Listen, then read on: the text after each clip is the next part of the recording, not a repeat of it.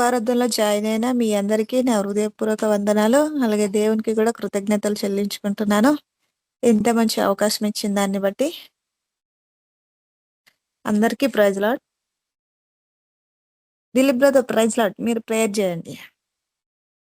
సరే సిస్టర్.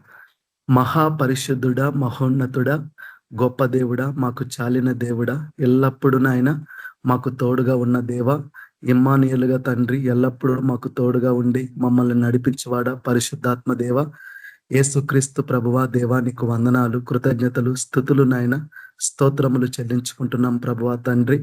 గడిచిన కాలం అంతా నాయన యేసుక్రీస్తు ప్రభువా, ఈ దినం వరకు నాయన నీ కృపలో దేవా మమ్మల్ని అందరినీ నాయన మీరు కాచి కాపాడి ప్రభువా మమ్మల్ని సజీవ లెక్కలో నిలబెట్టి నాయన ఈ రీతిగా నాయన ఈ యొక్క రాత్రికాల సమయంలో నాయన మమ్మల్ని అందరినీ నాయన తండ్రి నీ సన్నిధిలో చేర్చిన విధానాన్ని బట్టి దేవా నీకు వందనాలు, కృతజ్ఞతలు, స్తుతులు, స్తోత్రములు చెల్లించుకుంటున్నాం ప్రభువా. ఎక్కడ ఇద్దరు ముగ్గురు కూడి నా నామములో ఉందరో అక్కడ వారి మధ్య నేను ఉందునని మాకు వాగ్దానం చేసిన దేవుడవు, నువ్వు నమ్మదగిన దేవుడవు తండ్రి. కాబట్టి మీరు కృపా సత్య సంపూర్ణుడుగా తండ్రి మా మధ్యలో నాయన మాతో ఉన్నారని నాయన మేము సంపూర్ణంగా నాయన తండ్రి నమ్మి నీ యందు విశ్వాసం ఉంచుతున్నాం తండ్రి. నీకు వందనాలు, కృతజ్ఞతలు చెల్లించుకుంటున్నాం తండ్రి.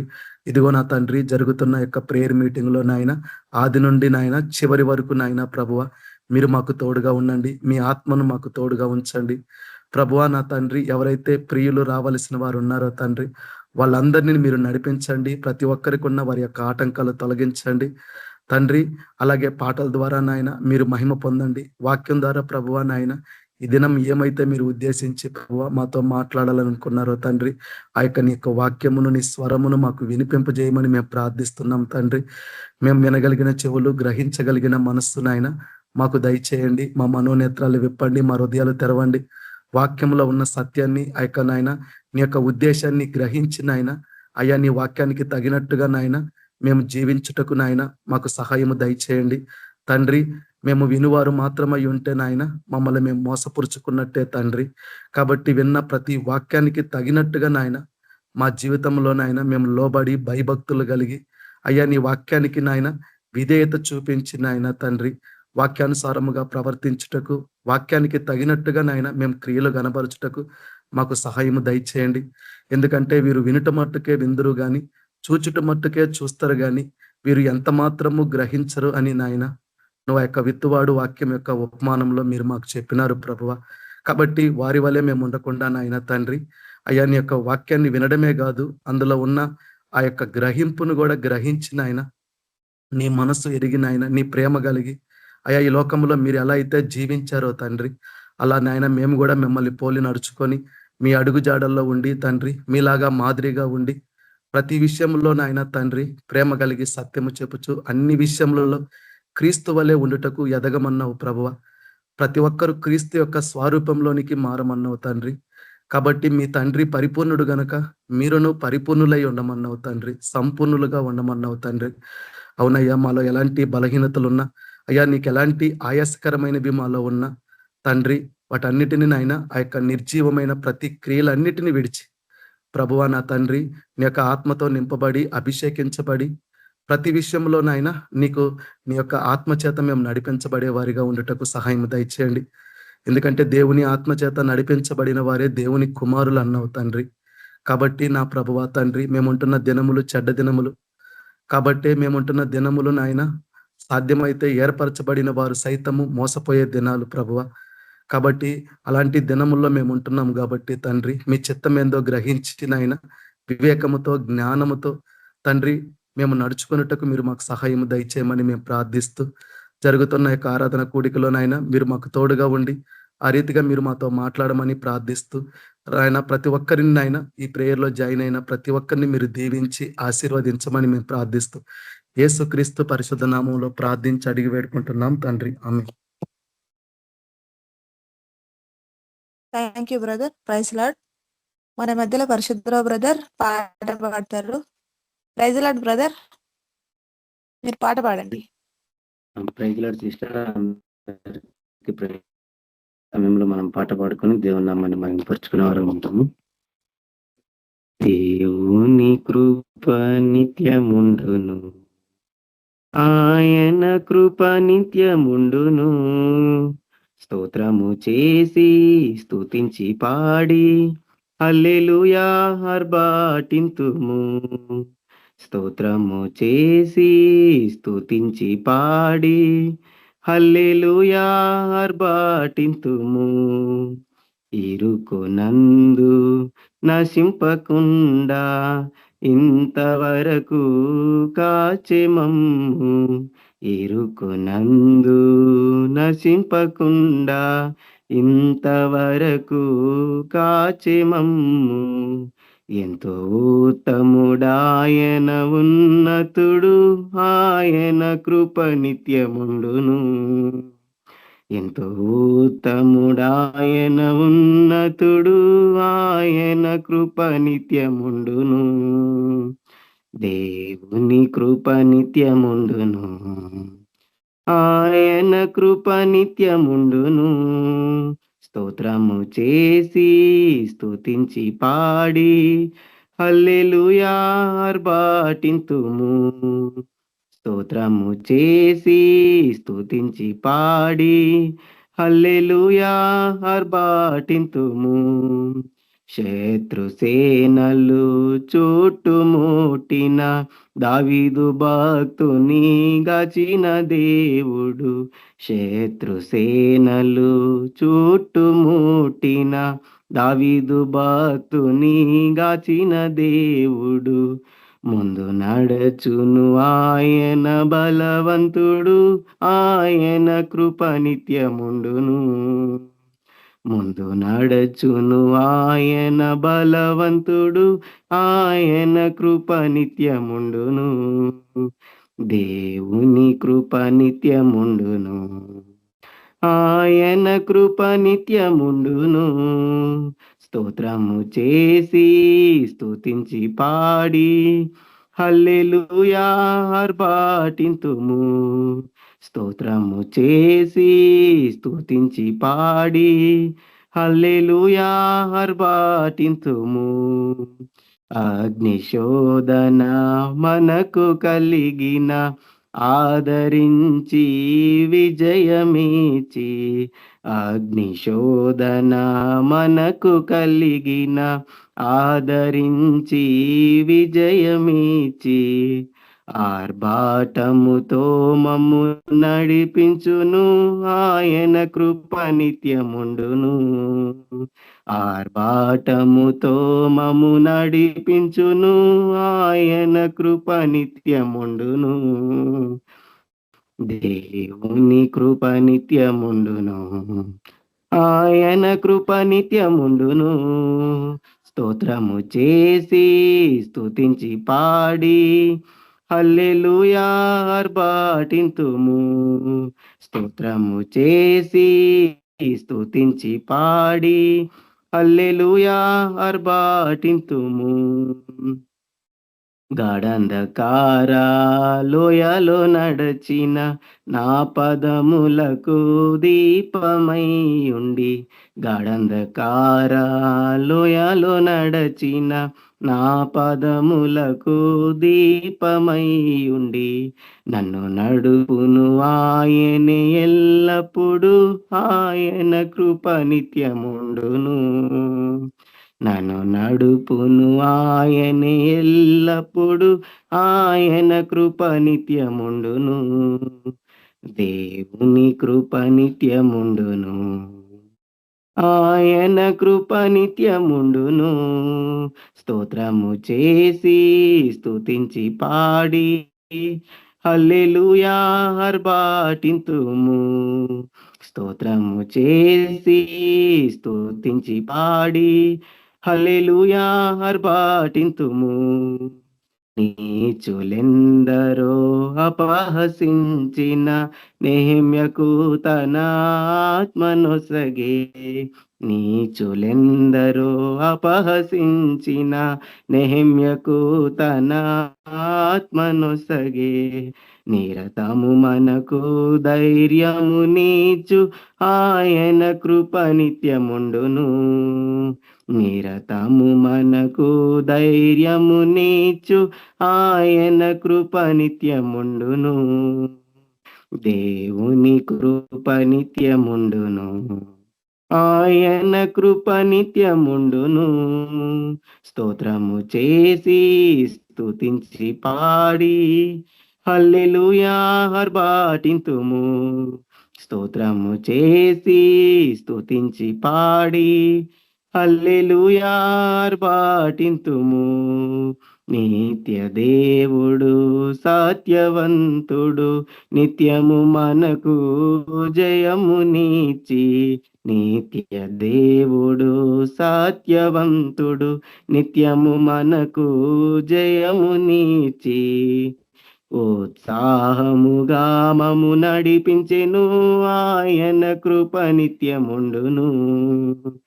ఉత్సాహముగా మము నడిపించెను ఆయన కృప నిత్యముండును. దేవుని కృప నిత్యముండును. ఆయన కృప నిత్యముండును. స్తోత్రము చేసి స్తుతించి పాడి హల్లెలూయా ఆర్భాటింతుము. స్తోత్రము చేసి స్తుతించి పాడి హల్లెలూయా ఆర్భాటింతుము. హల్లెలూయా. అందరికీ praise lord. Thank you brother. Praise lord. మన మధ్యలో మనకు రవి బ్రదర్ వాక్యం అందిస్తాడు. Praise lord brother. Praise lord sister. అందరికీ ప్రైజ్ లార్డ్. వాక్యం అందించు.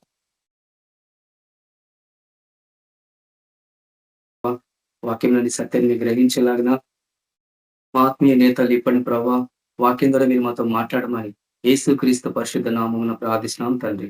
ఆమేన్. దేవుని వాక్యంలో నుంచి రోమిలకు రాసిన పత్రిక 8వ అధ్యాయము 19వ వచనంలో ఒక వాక్యాన్ని మనము ధ్యానిస్తున్నాము. ఈరోజు వాక్యక అంశము దేవుని కుమారుల ప్రత్యక్షత కొరకు ఈ సృష్టి మిగుల తేరి చూస్తూ కనిపెడుతున్నది అనే ఒక అంశం గురించి మనం ధ్యానిస్తున్నాము. ఆశతో తేరి చూస్తూ కనిపెట్టుచున్నది. కాబట్టి మనం అర్థం చేసుకోవాలి ఏంటంటే దేవుని కుమారులు ఎవరు, దేవుని కుమారుల కొరకు ఈ సృష్టి ఎందుకు ఎదురు చూస్తుంది, ఆశతో ఎందుకు తేరి చూస్తూ కనిపెడుతుంది. ఒకటి ఏంటంటే ఆయన ప్రత్యక్షత కొరకు ఎదురు చూడటము, రెండోది ఆశతోని, తర్వాత తేరి చూస్తూ కనిపెడుతుందండి. చూడండి, కనిపెట్టుకోవటం. ఈ యొక్క సృష్టి ఎందుకు దేవుని కుమారుల కొరకు కనిపెడుతుంది.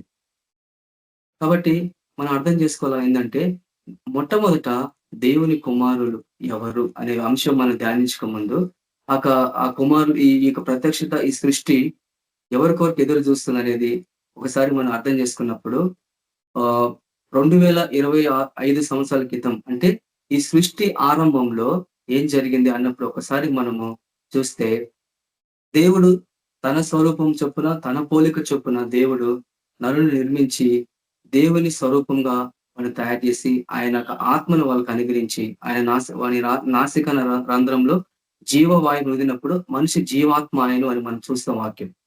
కాబట్టి దేవుడు ఎందుకు మనిషిని తయారు చేసిండు, తర్వాత ఆ మనిషికి సర్వ అధికారం ఇచ్చి ఈ సృష్టి మొత్తం మీద అధికారం ఇచ్చింది.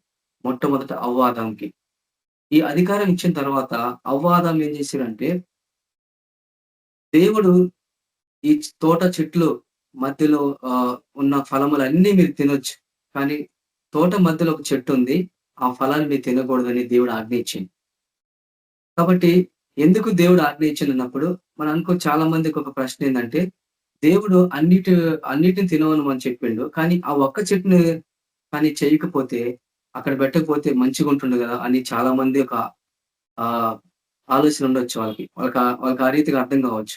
కానీ దేవుడు మనిషికి స్వేచ్ఛ ఇచ్చింది, ఫ్రీడమ్ ఇచ్చింది. ఎందుకంటే సర్వ సృష్టి నీకు లోబచ్చినప్పుడు సమస్తం నీ ఆధీనంలో ఉంటాయి. కాబట్టి దేవుడు చెప్పిండు అక్కడ, ఇది తినొద్దు అని చెప్పిండంటే దానికి ఒక విధానం ఉంది. కానీ వాళ్ళు ఏం చేశారంటే ఆ ఆజ్ఞను పాటించకుండా అవ్వ ఏం చేసింది, మొదట ఆ పండు తినిన తర్వాత దేవుని ఆజ్ఞాత్మకమే పాపం. ఆయన చెప్పిన మాటకు విధేయత చూపించకుండా వాళ్ళు ఏం చేసిరంటే ఆ చెట్టు పండు తినటం, తర్వాత ఆ పాపం అనేది వాళ్ళకి వచ్చేసింది. అప్పటి నుంచే మనిషికి మరణం వచ్చింది. ఆదాము నుంచి మోసే వరకు మనిషి మరణం వెళ్ళింది అని మనం చూస్తాం బైబిల్‌లో. ఎందుకనంటే ఆ రోజు దేవుడు సర్వ సృష్టిని వాళ్ళకి అధికారం ఇచ్చి, ఈ ఏలండి, లోబర్చుకోండి, దీన్ని స్వాధీనపరచుకోండి అని దేవుడు ఆ సృష్టి మొత్తం ఆదాము అవ్వకి దేవుడు అనుగ్రహించిండు. తర్వాత తర్వాత దానికి ముందు ఏం జరిగిందంటే అక్కడ పెద్ద యుద్ధం జరగటం పరలోకంలో. వాడు కింద పడవేయబడటం, సర్పంలో దూరి వాడు అవ్వను మోసగించడం, ఇవన్నీ మనం చూస్తాం. కాబట్టి ఈ రోజు మనం ఆ వాక్యం అటువైపు మనం వెళ్ళం. ఎందుకంటే మొదట జరిగింది, తర్వాత అక్కడి నుంచి ఏం జరిగింది అన్నప్పుడే మనం అర్థం చేసుకోవాలి. ఈ సర్వ సృష్టి మొత్తము పాపంలోకి వెళ్ళిపోయింది, బానిసత్వంలోకి వెళ్ళిపోయింది. పాపం ఆ రీతిగా మనిషిలో ప్రవేశించింది. ఈ రోజు వరకు కూడా అది ఏలుతున్న మనుషుల్ని. అలాంటి సమయంలో దేవుడు తన పరిశుద్ధ ప్రవక్తల ద్వారా మాట్లాడిండు, మెస్సీయ పుడతాడని. ఆయన వచ్చినప్పుడే ఈ సమస్త సృష్టికి విడుదల అని ఆయన ఆ సమయంలో ప్రవక్తల ద్వారా మాట్లాడటం, ప్రవక్తలు దాన్ని ప్రవచించడం, తర్వాత ఆయన పుట్టుక ఈ లోకంలో వచ్చినప్పుడు సర్వ సృష్టి ఆయన కొరకు ఎదురు చూస్తా ఉంది. ఎందుకనంటే మొట్టమొదట అవ్వాదామును సృష్టించినప్పుడు ఈ జంతువులు ఇవన్నీ ఉన్నాయి, వాటన్నిటికీ ఆదాము పేర్లు పెట్టిండు. పేర్లు పెట్టిన తర్వాత ఏం జరిగింది అక్కడ, అవన్నీ ఒక మీద ఒకడంలో అన్ని ఒకటే చోట ఉంది. సింహం గాని, తర్వాత తోడేలు గాని, ఇవన్నీ లేడి గాని, ఇంకా ఇవన్నీ ఎన్నో జంతువులు ఉంటాయి. మనం అడవిలో చాలా జంతువులు చంపుకొని తింటా ఉంటాం ఈ రోజు కూడా. ఎందుకన్నప్పుడు మొట్టమొదట అట్లా లేదు. ఎప్పుడైతే దేవుని ఆజ్ఞను అతిక్రమించిండో మనిషిలో పాపం జీవితం మరణం, కాబట్టి మరణం ప్రవేశించింది. ఆ మరణాన్ని తిరిగి విడిపించడానికి, దాని నుంచి బయట తీసడానికే ఆ పాపం అనేది అట్లనే వస్తూ సర్వ సృష్టి మీద అది ఆ పాపము స్ప్రెడ్ అయిపోయింది. చూడండి, సర్వ సృష్టి మీద అది స్ప్రెడ్ అయినప్పుడు ఎందుకు, దానివల్ల ఏం జరిగిందంటప్పుడు మొట్టమొదట అవ్వ ఆదాము మధ్య సమాధానం పోయి, ఈమెనే చేసింది, ఈమెనే తినింది, ఈమె నాకు ఇచ్చిందని అక్కడ భార్య భర్తల సమాధానం పోయింది. చూడండి, ఒక చిన్న అవిధేయత ఎంత ఎంత సర్వ సృష్టి మీద ఆ పాపము అది స్ప్రెడ్ అయిపోయింది మొత్తం. ఆ తర్వాత అవ్వ చెప్తుంది, నేను సర్పం నన్ను మోసగించిందని. చూడండి, కాబట్టి భార్య భర్తలు ఆ టైంలో ఆదాము ఎక్కడ పోయిండో తెలియదు మనకి. కానీ ఎప్పుడైతే మనం ఒంటరిగా ఉంటామో దుష్టుడు మనలో జోడడానికి ప్రయత్నిస్తూ ఉంటాడు. చాలా మంది ఒక బలహీనత ఏంటంటే, నాకు ఎవరితో సహవాసం అవసరం లేదు, ఎవరితో నాకు అవసరం లేదు, దేవుడితో నేను సహవాసం చేస్తానంటే అది తప్పు. అది బైబుల్ నియమం కానే కాదు.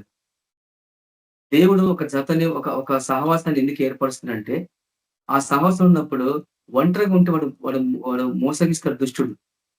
అందుకు దేవుడు అక్కడ వాళ్ళకి మొట్టమొదట ఆ రీతిగా వాళ్ళు ఇద్దరు కలిసినప్పుడు ఎంతో సంతోషంగా ఉండిండ్రు వాళ్ళు. దేవుని స్వరం విన్నారు సాయంత్రం వరకు. కానీ చివరికి ఏం జరిగింది, అవిధేయత వల్ల పాపంలో పడిపోయినారు. తర్వాత దేవుడు మళ్ళీ పిలిచినప్పుడు వాళ్ళు చాటుకు వెళ్ళిపోవటం, ఇవన్నీ మనం చూస్తాం, వాక్యంలో మనం చూస్తాం. కానీ ఇక్కడ మనం ధ్యానించే ఒక అంశం ఏంటంటే, ఈ సృష్టి మొత్తం మీద పాపము మొత్తము బంధించి పెట్టేసింది. అన్నిట్లో సమాధానం పోయింది. అన్నదమ్ముల మధ్య కయ్యని ఏబేలు, అక్కడ కూడా సమాధానం పోయింది. ఒకరినొకరు చంపుకున్నారు. ఏబేలుని కయ్యని చంపిండు. ఎందుకు అంటే అట్లనే పాపం అనేది ఎంత ప్రమాదకరమైంది అనేది మనం అర్థం చేసుకుంటాం. కానీ మనిషిని ఒకసారి ప్రవేశించినప్పుడు అది ఈ రోజు కూడా మనిషి తత్వం అనేది, మనిషి పాపంలోనే జన్మిస్తున్నాడు, పాపంలోనే పుడుతున్నాడు. కాబట్టి ఆ బాల్యం నుంచి చెడ్డతనం, కాబట్టి అది ఈ రోజు కూడా అట్లనే ఉంది. ఆ రోజు ప్రభు అవన్నీ చూసిన తర్వాత తన సృష్టిని తను విడిచిపెట్టలేడు కదా.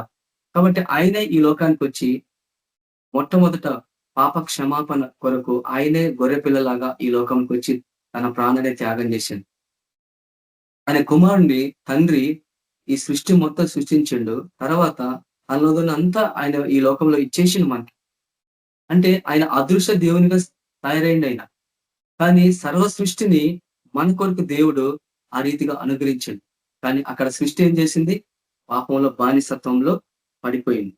అలాంటి బానిసత్వంలో పడిపోయిన సృష్టిని మళ్ళా తిరిగి తీసుకురావాలంటే ఏం చేయాలా? దేవుడే దిగి రావాలి. ఇక్కడి నుంచి మనం జాగ్రత్తగా అర్థం చేసుకోవాలా.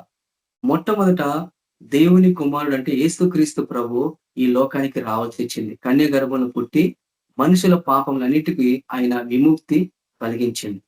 దేవుని కుమారుడు అన్నప్పుడు కుమారుడు అనే పదము రెండో మనం జాగ్రత్తగా ధ్యానించినప్పుడు తండ్రి తన కుమారుడు పంపించిన ఈ లోకానికి ఒక పని కొరకు. ఆయన ఈ లోకంలోకి వచ్చి సర్వ మానవాళి పాపాల కోసము ఆయన శిలువ మీద తన ప్రాణాన్ని త్యాగం చేసి మనకందరికీ పాప క్షమాపణ విమోచన ఆయన కలిగించింది. తర్వాత పుట్టబోయే వాళ్ళకి సమస్త మానవాళికి ఆయన నమ్ముకుంటే ఆయన విశ్వాసం ఉంచే వారందరూ నశింపక నిత్య జీవంలోకి వస్తారు అనేది దేవుడు ఒక వాగ్దానం ఇచ్చి సర్వ సృష్టి కొరకు ఆయన తన ప్రాణాన్ని త్యాగం చేసి ఆయన బలిగా అర్పించబడినాడు. కాబట్టి మనకు విమోచన వచ్చింది. కాబట్టి రక్షింపబడ్డ వాళ్ళు యేసుక్రీస్తు ప్రభువును అంగీకరించిన ప్రతి ఒక్కరు కూడా నీతిమంతులుగా తీర్చబడ్డారు. ఆయన పిల్లలకు అధికారమైన దేవుని కుమారులుగా మనము ఎప్పుడైతే మన విశ్వాసం పెట్టినమో, ప్రభులో నమ్మినమో అప్పుడే మన దేవుని కుమారులం. కానీ యేసు ప్రభు ఈ లోకంలోకి వచ్చి ఆయన తండ్రి తన కుమారుని పంపించి ఈ లోకంలో సమస్త పాపములు ప్రాయశ్చిత్తం చేసి శిలువ మీద తన ప్రాణాన్ని త్యాగం చేసి మన కొరకు అవి ఆయన అర్పించబడింది. అయితే ఆయన ఈ లోకంలో వచ్చినప్పుడు ఏం చేసిండు? ఇది మనం అర్థం చేసుకోవాలా. ఇక్కడి నుంచే మనం జాగ్రత్తగా అర్థం చేసుకోవాలా. దేవుని కుమారుడు ఏం చేసిండు అది మనకు అర్థమైనప్పుడే దేవుని కుమారులు ఏం చేయాలా అనేది మనకు అర్థమవుతుంది. కాబట్టి యేసుక్రీస్తు ప్రభు దేవుని కుమారుడు, ఆయన దేవుడే కానీ కుమారుడిగా ఈ లోకానికి వచ్చింది. తండ్రి, కుమార, పరిశుద్ధాత్మ అనేది ఒకటే మనకు తెలుసు. ముగ్గురు ఏకీభవించుంటారు. కాబట్టి ఒకటే తత్వం, ఒక్కటే కానీ ఆయన ప్రణాళికలు వేరే. పాత నిబంధన కాలంలో తండ్రిలాగా ఉన్నాడు కాబట్టి ఇశ్రాయేలు ప్రజలు తండ్రిలాగా ఉండి నడిపించారు కాబట్టి తండ్రి అంటున్నాము. కొత్త నిబంధనలో కుమారుడుగా మనకు అనుగ్రహించబడ్డాడు కాబట్టి కుమారుడు అంటున్నాము. ఈ చివరి దినాలు, అంత్య దినాల తర్వాత పరిశుద్ధాత్ముడుగా ఆయన ఆత్మరూపిగా మన మధ్యలో ఉండి మనకి ఇవన్నీ బయటపరుస్తున్నాడు. మొదటి నుంచి కూడా ఆయన ఆత్మరూపిగానే ఉన్నాడు. కాబట్టి ఇప్పుడు కూడా ఆత్మరూపిగా ఉన్నాడు. కానీ మధ్యలో ఏం చేయలేదంటే ఆయన ఈ లోకంలో దిగి రావాలి. మనుషుల పాప క్షమాపణ కలగాలంటే ఆయన రక్తము ద్వారానే పాపం మనుషులకు విముక్తి. కాబట్టి ఆయన రక్తము ప్రతి పాపమును కడిగి పవిత్రపరిచింది కాబట్టి, ఆయన రక్తంలో మన పాపములు కడగబడ్డాయి కాబట్టి, ఆయన రక్తం ద్వారానే మనుషులకు పాప క్షమాపణ, విమోచన, ఆయన నామంలోనే రక్షణ అనేది అవన్నీ చెప్పటానికి ఆయన ఈ లోకానికి వచ్చింది. వచ్చి కన్య మరియలో జన్మించి ఆయన ఈ లోకంలో వచ్చిన ప్రతి ఒక్కరికి రక్షణ సువార్త ప్రకటించిన ఆయన. అందుకే మనం మొట్టమొదట మనం చూసినప్పుడు ఒకసారి చూడండి, లూకా సువార్త ఆయన పుట్టుక ఏ రీతిగా ఆరంభమైంది అనేది మనం చూస్తాం. మొదటి అధ్యాయము, లూకా సువార్త మొదటి అధ్యాయము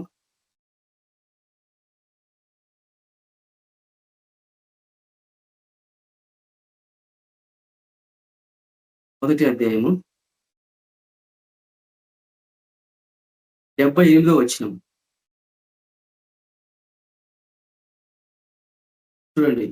ఇక్కడ యేసు ప్రభు యోహాను భక్తుల గురించి అది బయలుపరచబడతా ఉంటది. తర్వాత మన ప్రభు ఒక పుట్టుక గురించి కూడా అక్కడ రాయబడతా ఉంటది. కాబట్టి దేవుడు ఎందుకు ఈ లోకంలో పుట్టిండు అన్నప్పుడు మనుషుల పాపాలందరి కొరకు ఈ సృష్టిని విమోచించడానికి, తన సృష్టిని విమోచించడానికి ఆయన కుమారుడిగా ఈ లోకానికి రావాల్సి వచ్చింది. ఆ రీతిగానే దేవుడు యేసుప్రభు ఈ లోకానికి వచ్చినప్పుడు ఆయన పుట్టిన తర్వాత ఎన్నో ఒక వాక్యాలు, ఎన్నో ఒక పరలోక రాజ్యం సంబంధించిన బోధ ఆయన బోధించాడు. మనుషులు ఎట్లా పాప క్షమాపణ కలుగుతుంది అనేది పరలోక రాజ్యం సంబంధించిన బోధ. ఆయన రక్తం కాల్చడమే కాదు, విముక్తి పొందటమే కాదు, రక్షింపబడటమే కాదు, కానీ దేవుని రాజ్యం గురించి మనం ప్రకటించిండు. ఆయన మనుషులు పాపాలు ఒప్పుకోవాలా, పాప క్షమాపణ పొందుకోవాలా అనేది కూడా పరలోక రాజ్యం సమీపించిందని ఆయన ప్రకటించుకుంటూ వెళ్ళిండు. ప్రకటిస్తూనే ఎంతో మంది దయ్యాలు పట్టిన వాళ్ళు, రోగాలతో ఉన్న వాళ్ళందరినీ ఆయన బాగు చేసి ప్రతి ఒక్కరు ఆయన స్వస్థపరిచిండు. ప్రతి ఒక్కరు అందరూ ఆయన స్వస్థత పొందింది. అంటే ఆయన ఆ రీతిగా దేవుడు ఈ లోకంలోకి వచ్చి అనేకులకి విడుదల కల్పించింది. చూడండి, బంధింపబడ్డ ఆత్మలకు కూడా ఆయన విడుదల ఇచ్చింది. ఈ సృష్టి మొత్తం కూడా ఆయన కొరకు ఎదురు చూస్తుంది. మెస్సయ్య వస్తాడు, మాకు విమోచన కలిగిస్తాడు అని ఎదురు చూసిన ఇశ్రాయేల్ ప్రజలు ఆయన పుట్టే టైంకి మర్చిపోయినారు. కానీ ఎంతో మంది అన్యజనులు, సమస్త అన్యజనులు అందరూ కూడా ఆయన వస్తున్నప్పుడు ఆయన కొరకు ఎదురు చూసేవారు. ఆయన ఆ రీతిగా కార్యాలు చేసుకుంటూ వెళ్ళేవాడు. కాబట్టి ఎందుకు బానిసత్వం నుంచి ఎందుకు సృష్టి ప్రత్యక్ష కొరకు ఎదురు చూస్తుందంటే, ప్రత్యక్షత అంటే ఏంటంటే బానిసత్వం నుంచి మనుషులు ఎట్లా బయటకు రావాలని అంటే దేవుడే ప్రత్యక్షం కావాలి. ఆయన ఒక మార్గం చూపించాలి. అందుకు యేసు ప్రభు ఈ లోకానికి రావాల్సి వచ్చింది కుమారుడుగా. వచ్చి సమస్త మానవాళి కొరకు దాస్యం నుండి చూడండి వాటన్నిటి నుంచి ఆయన విడుదల కల్పించాడు. పాపం అనే ఒక బానిసత్వం నుంచి ఆయన విడుదల కల్పించాడు. ఆయన శిలువ మీద మరణించిన తర్వాత ఆయన రక్తం తీసుకొని భూమి యొక్క కింది భాగంకి వెళ్ళిపోయాడు, పాతాళంలోకి వెళ్ళిపోయాడు. ఆయన దేవుడు ఈ ఉదయం నేను మీ కొరకు మరణించిన, ఆయన రక్తం ద్వారా ఆయన విశ్వాసం ఉంచే వారందరూ రక్షణ అని ఆయన కింది భాగానికి వెళ్ళిపోయాడు. మన ఎఫెసీయులకు రాసిన పత్రికలు చూస్తున్న 4వ అధ్యాయంలో. కాబట్టి ప్రతి ఒక్కరి కోసం ఆయన రక్తాన్ని కార్చిండు. పుట్టే వాళ్ళ కోసం, పుట్టబోయే వాళ్ళ కోసం, అందరి కోసం రక్తం కార్చి ఆ విమోచన ఆయన మరణం ద్వారా గొప్ప త్యాగం చేసిండు. ఆయన ఈ సృష్టి మొత్తాన్ని విమోచించి మనుషులు పాపంలో నుంచి ఎంత ఘోర పాప అయినా సరే వాళ్ళకి విడుదల కల్పించే శక్తి దేవుడు ఆయన రక్తం ద్వారా విమోచించింది. కాబట్టి మన ఆత్మీయ ప్రతి ఒక్కరు ఈ సృష్టి ఆతరతో ఎదురు చూస్తుందంట ఆయన కొరకు, ఎదురు చూసింది ఆయన కొరకు. కాబట్టి మనిషి అనుకుంటున్నాడు నేను బాగానే ఉన్నాను అనుకుంటున్నారు కదా చాలా మంది, వాళ్ళ ఆత్మలో అక్కడ బంధింపబడ్డాయి. ఆ బంధింపబడ్డ ఆత్మలకు విడుదల కల్పించాలా అంటే యేసు ప్రభువే దిగి రావాలి ఈ లోకంలోకి. అందుకు ఇక్కడ వాక్యంలో మనం చూసినప్పుడు చూడండి, ఆయన ఈ లోకానికి వచ్చి ఎన్నో 3.5 సంవత్సరం పరిచర్య చేసిండు, ఎన్నో అద్భుతాలు చేసిండు, ఎంతో మందికి సువార్త ప్రకటించిండు, శిష్యులు తయారు చేసిండు. తర్వాత పరలోక రాజ్యం ఎట్లా ఉండబోతుంది, మీరు ఏ రీతిగా ఆయన రాజ్యాన్ని స్థాపించాలా, ఇవన్నీ మనము 4 సువార్తలు మనం చూస్తాం. అవన్నీ సమస్తం ఆయన చేసి మనకు అనుగ్రహించి ఆయన వెళ్ళిపోయాడు. కాబట్టి ఇప్పుడు మనం అర్థం చేసుకోవాలా, ఎప్పుడైతే ఈ వాక్యం మనకి ఏం జ్ఞాపకం చేస్తుందంటే, యేసు ప్రభు మనకి ఏం జ్ఞాపకం చేసిందంటే, ఆయన బానిసత్వాల నుంచి ఏ సంబంధం అయితే దేవునితో వాళ్ళు తెగదింపులు అయిపోయిందో, ఎప్పుడైతే దేవుని నుంచి వాళ్ళు వేరైపోయిండ్రో, ఆ పాపం వల్ల మనిషి ఎప్పుడైతే దేవునికి దూరం అయిపోయిందో అప్పటి నుంచి మళ్ళా తండ్రితో సమాధాన పరచాలని యేసు ప్రభు ఈ లోకానికి వచ్చి ఆ తెగిపోయిన ఆ సంబంధాన్ని తిరిగి ఆయన మరణం ద్వారా దేవునితో సమాధానం పరిచిన మన అందరం. ఈ రోజు మనుషులు అలాంటి బానిసత్వంలో ఉన్నారు. అవన్నీ సమస్తం ఆయన చేసి వెళ్ళిపోయాడు. ఏ రీతిగా అన్నప్పుడు మనం ఒక వాక్యం మనం చూస్తే మనకు జాగ్రత్త మనం అర్థం చేసుకోవచ్చు. చూడండి, ఆయన ఏం చేసింది ఈ లోకంలో, ఆయన ప్రత్యక్షత ఏం చేసింది, ఆయన పుట్టుక, ఆయన ప్రత్యక్షత మనకి ఏం కలిగించింది, మనకి ఏం నేర్పిస్తుంది. ఈరోజు మనము దేవుని కుమారులను చెప్పుకుంటున్నాం, మనం అంతా దేవుని కుమారులమే, దేవుని కుమార్తెలమే. కానీ ఆయన ప్రత్యక్షత వలన ఏం జరిగింది, ఆయన పుట్టుక నుంచి మరణించేంత వరకు ఎలాంటి ప్రత్యక్షత, ఎలాంటి ఏం చేసిన ఆయన కుమారుడు ఈ లోకంలో, తండ్రి చిత్తాన్ని ఎట్లా నెరవేర్చిండు. ఈరోజు దేవుని కుమారులు ఈ లోకంలో ఉన్న సృష్టిని అంతా విడుదల చేయాలంటే ఏం చేయాలా అనేదే ఈరోజు మనం అర్థం చేసుకోవాలి. చూడండి, ఎందుకు ఆ రీతిగా ప్రభు మనకి అది జ్ఞాపకం చేస్తున్నాడు. ఆయన త్యాగము సంపూర్ణంగా ఆయన తండ్రికి సమర్పించుకున్నాడు. ఆయన మహావేదనతో కన్నీళ్లతోని ఆ గెస్తమైన తోటలో ఆయన ప్రార్థించాడు. ఎంతగా ప్రార్థించిండంటే ఆయన మరణమగనంతగా మన కొరకు తన ప్రాణాన్ని దారబోసింది. దేవుని కుమారులు అట్లా ఉండగలరా? ఆయన దేవుడే, కానీ క్రీస్తు మనకు మాదిరి కదా. కాబట్టి యేసు ప్రభు కొరకు ఈ సృష్టి ఎట్లా ఎదురు చూసిందో బానిసత్వం నుంచి బయటకు రావడానికి ఆయన విమోచించి ఆ విజయాన్ని మనకు అనుగ్రహించి ఆయన పరలోకం వెళ్ళిండు. తర్వాత ఇప్పుడు మనం చేయాల్సిన పని ఆయన చెప్పేసిండు.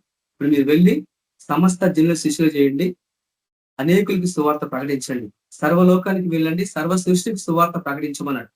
కాబట్టి అందుకే మనం చూస్తాం తిమోతికి రాసిన పత్రిక 2వ పత్రికలో ఒక వాక్యాన్ని మనం చూసినప్పుడు ఆయన ప్రత్యక్షత ఏం కలిగించింది అనేది ఇక్కడి నుంచి మన వాక్యం మనం అర్థం చేసుకోవాలి. రెండో తిమోతి రాసిన పత్రిక మొదటి అధ్యాయము రెండో తిమోతి మొదటి అధ్యాయము 9వ వచనంలో మనం చూస్తే జాగ్రత్తగా మనం పరిశీలిస్తే ఇక్కడి నుంచి మనము ఏ రీతిగా ఈ వాక్యాన్ని మనం అర్థం చేసుకోవాలి. మనమంతా ఆయన కుమారులమే, దేవుని కుమారులమే. మనమంతా రక్షణ పొందిన వాళ్ళమే. కానీ దేవుని కుమారులు ఎట్లా ఉంటారు, దేవుని కుమారులను చెప్పుకుంటున్న క్రైస్తవ జీవితం ఎట్లా ఉండాలా అనేది ప్రభు మనకు జ్ఞాపకం చేస్తారు. చూడండి 9వ వచనంలో, రెండో తిమోతి రాసిన పత్రిక మొదటి అధ్యాయం 9వ వచనం. మన క్రియలను బట్టి కాక తన స్వకీయ సంకల్పమును బట్టి అనాది కాలములనే క్రీస్తు యేసునందు మనకు అనుగ్రహించబడినది, క్రీస్తు యేసునందు మన రక్షకుడైన దేవుని ప్రత్యక్షత వలన బయలుపరచబడినది అన్న తన కృపను బట్టి మనల్ని రక్షించి పరిశుద్ధమైన పిలుపులో ఆయన మనల్ని పిలిచెను. దేవుని కుమారులు చేయాల్సింది అంటే మన క్రియల బట్టి కాదు, మన గొప్పతనం గురించి కాదు, కానీ ఆయన స్వకీయ సంకల్పం, దేవుని యొక్క సంకల్పం, అనాది కాలంలో దేవుని సంకల్పం ఏందనేది మనం అర్థం చేసుకోవాలా. కానీ ప్రతి దశలో మనము దేవుడు మనకి ఎలాంటి ఆయన సంకల్పంలో, ఆయన ప్రణాళికలో దేవుడు నీకు ఎలాంటి పాత్ర ఇచ్చిండు, ఏ రీతిగా నిన్ను నడిపిస్తాడు, ఎలాంటి పరిచర్య కొరకు దేవుడిని ఏర్పరచుకుని అనేది మనం తెలుసుకోకపోతే మనం గాలి ప్రయాసపడినట్టే ఉంటుంది. కాబట్టి ఎలాంటి పిలుపు దేవుడు నాకు ఇచ్చింది నీకు నిర్ధారణ రావాలా. ఒకవేళ దేవుని దర్శన రీతిగా నీకు చూపించిండా, లేకుంటే కళల రూపంగా దేవుడు నువ్వు చూసినవా, లేకుంటే ఏ రీతిగా చూసినవా అనేది అది నిర్ధారణ రావాలా. ఆ నిర్ధారణ వచ్చినప్పుడే ఆయన సంకల్పంలో మనం ఎక్కడున్నాం అనేది అది మనకు అర్థమవుతూ ఉంటుంది. దేవుని కుమారులు కాబట్టి ఆయన మన క్రియలను బట్టి కాదు కానీ ఆయన స్వకీయ సంకల్పం బట్టి అనాది కాలంలో యేసుక్రీస్తు ప్రభువులు మనల్ని ఏర్పరచుకొని పరిశుద్ధమైన పిలుపుతో ఆయన మనం పిలిచిండు. ఎలాంటి పిలుపు అంటే పరిశుద్ధమైన పిలుపు. అంటే దేవుని కుమారులు ఎట్లా ఉండాలా అనేది మనం అర్థం చేసుకుంటాం. ఇక్కడ చూడండి 10వ వచనంలో, ఆ క్రీస్తు యేసు మరణమును నిరర్ధకం చేసి ఆ జీవమును అక్షయతను సువార్త వలన వెలుగులోకి తెచ్చాను. చూడండి ఆయన ఏం చేసిండు, మరణమును నిరర్ధకం చేసిండు, జీవమును అక్షయతను అంటే మరణాన్ని నుంచి మనుషులకు విడుదల కల్పించిండు.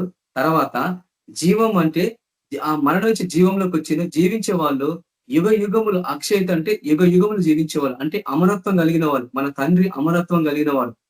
కాబట్టి అలాగే ఆయన జీవం పొందుకున్న మనం కూడా అమరత్వం కలిగిన వాళ్ళమే.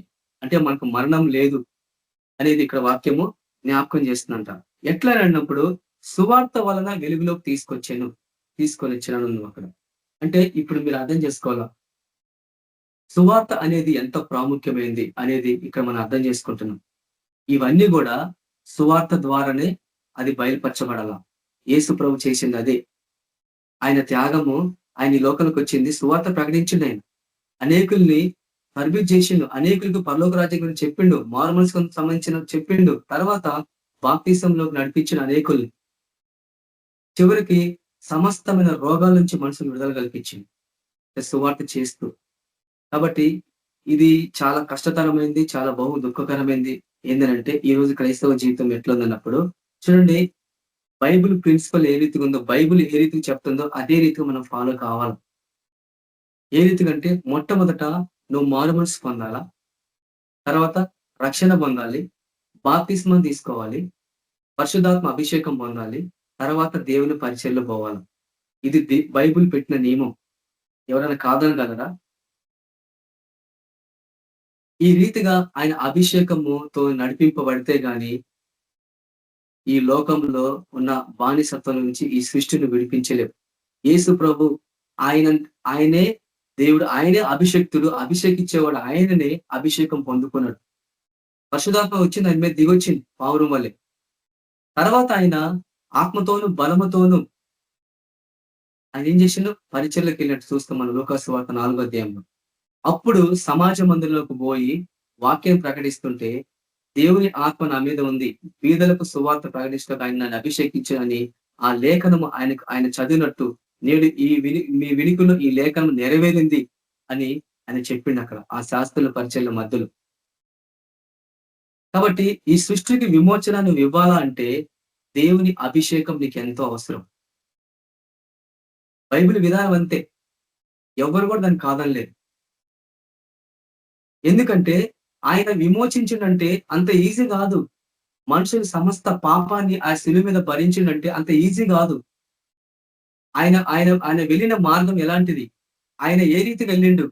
ఆయన బాలుడుగా ఉన్నప్పుడు ఎట్లా ఉన్నాడు? తర్వాత పెద్దవాడినప్పుడు బాప్తిసం పొందిన కాంచి ఆయన జీవితం ఎట్లుంది? ఎట్లా ఆయన ట్రావెల్ అయిండు? ఎట్లా ఆయన యొక్క సేవ పరిచర్య ఆరంభమైంది? ఈ రోజు ఈ సర్వ సృష్టికి ఆయన విమోచన కలిగించినప్పుడు, ఈ రోజు దేవుని కుమారుల ప్రత్యక్షత కొరకు ఈ సృష్టి ఎదురు చూస్తుందంటే, ఆ ప్రత్యక్షత మనలో కనిపిస్తుందా? ఈ ప్రత్యక్షత ఈ రోజు క్రైస్తవ జీవితంలో కనిపించకపోవటం వల్ల ఏం జరుగుతుందన్నప్పుడు, అందుకు అనేకులు క్రీస్తుని ఎరగలేని స్థితిలో ఉన్నారు. క్రీస్తుని గురించి అనేకులు సంపూర్ణంగా ప్రకటించలేని స్థితిలో ఉన్నారు. అన్ని జనుల దగ్గరికి వెళ్ళి సువార్త ప్రకటించాలంటే భయపడతాం. ఈ సువార్త మనిషికి మరణం నుంచి బయటికి తీసుకురాగలదు అని వాక్యం చెప్తుంది ఇక్కడ. ఆయన మరణమును నిరర్ధకం చేసి జీవమును అక్షయతను సువార్త వల్ల వెలుగులోకి తీసుకొచ్చినంటే, ఈ సువార్త ద్వారానే ఇవన్నీ చెప్పగలం మనం. దేవుని కుమారులు ప్రత్యక్షత ఎట్లా అది మనకి కావాలా అనేది మనం అర్థం చేసుకోవాలా. ఈ రోజు ఆ ప్రత్యక్షత కొరకు ఈ రోజు ఏ రీతిగా ఉంది మనకి అర్థం చేసుకోవాలి మనం. చూడండి, అసలు దేవుని కుమారులు ఎవరు? యేసు ప్రభు ఈ లోకానికి వస్తున్నప్పుడు, ఆయన ఈ లోకంలో ఉన్నప్పుడు జన సమూహములన్నీ ఆయన కొరకు ఎదురు చూస్తూ ఉండే, ఎప్పుడు వస్తారు ఈయన?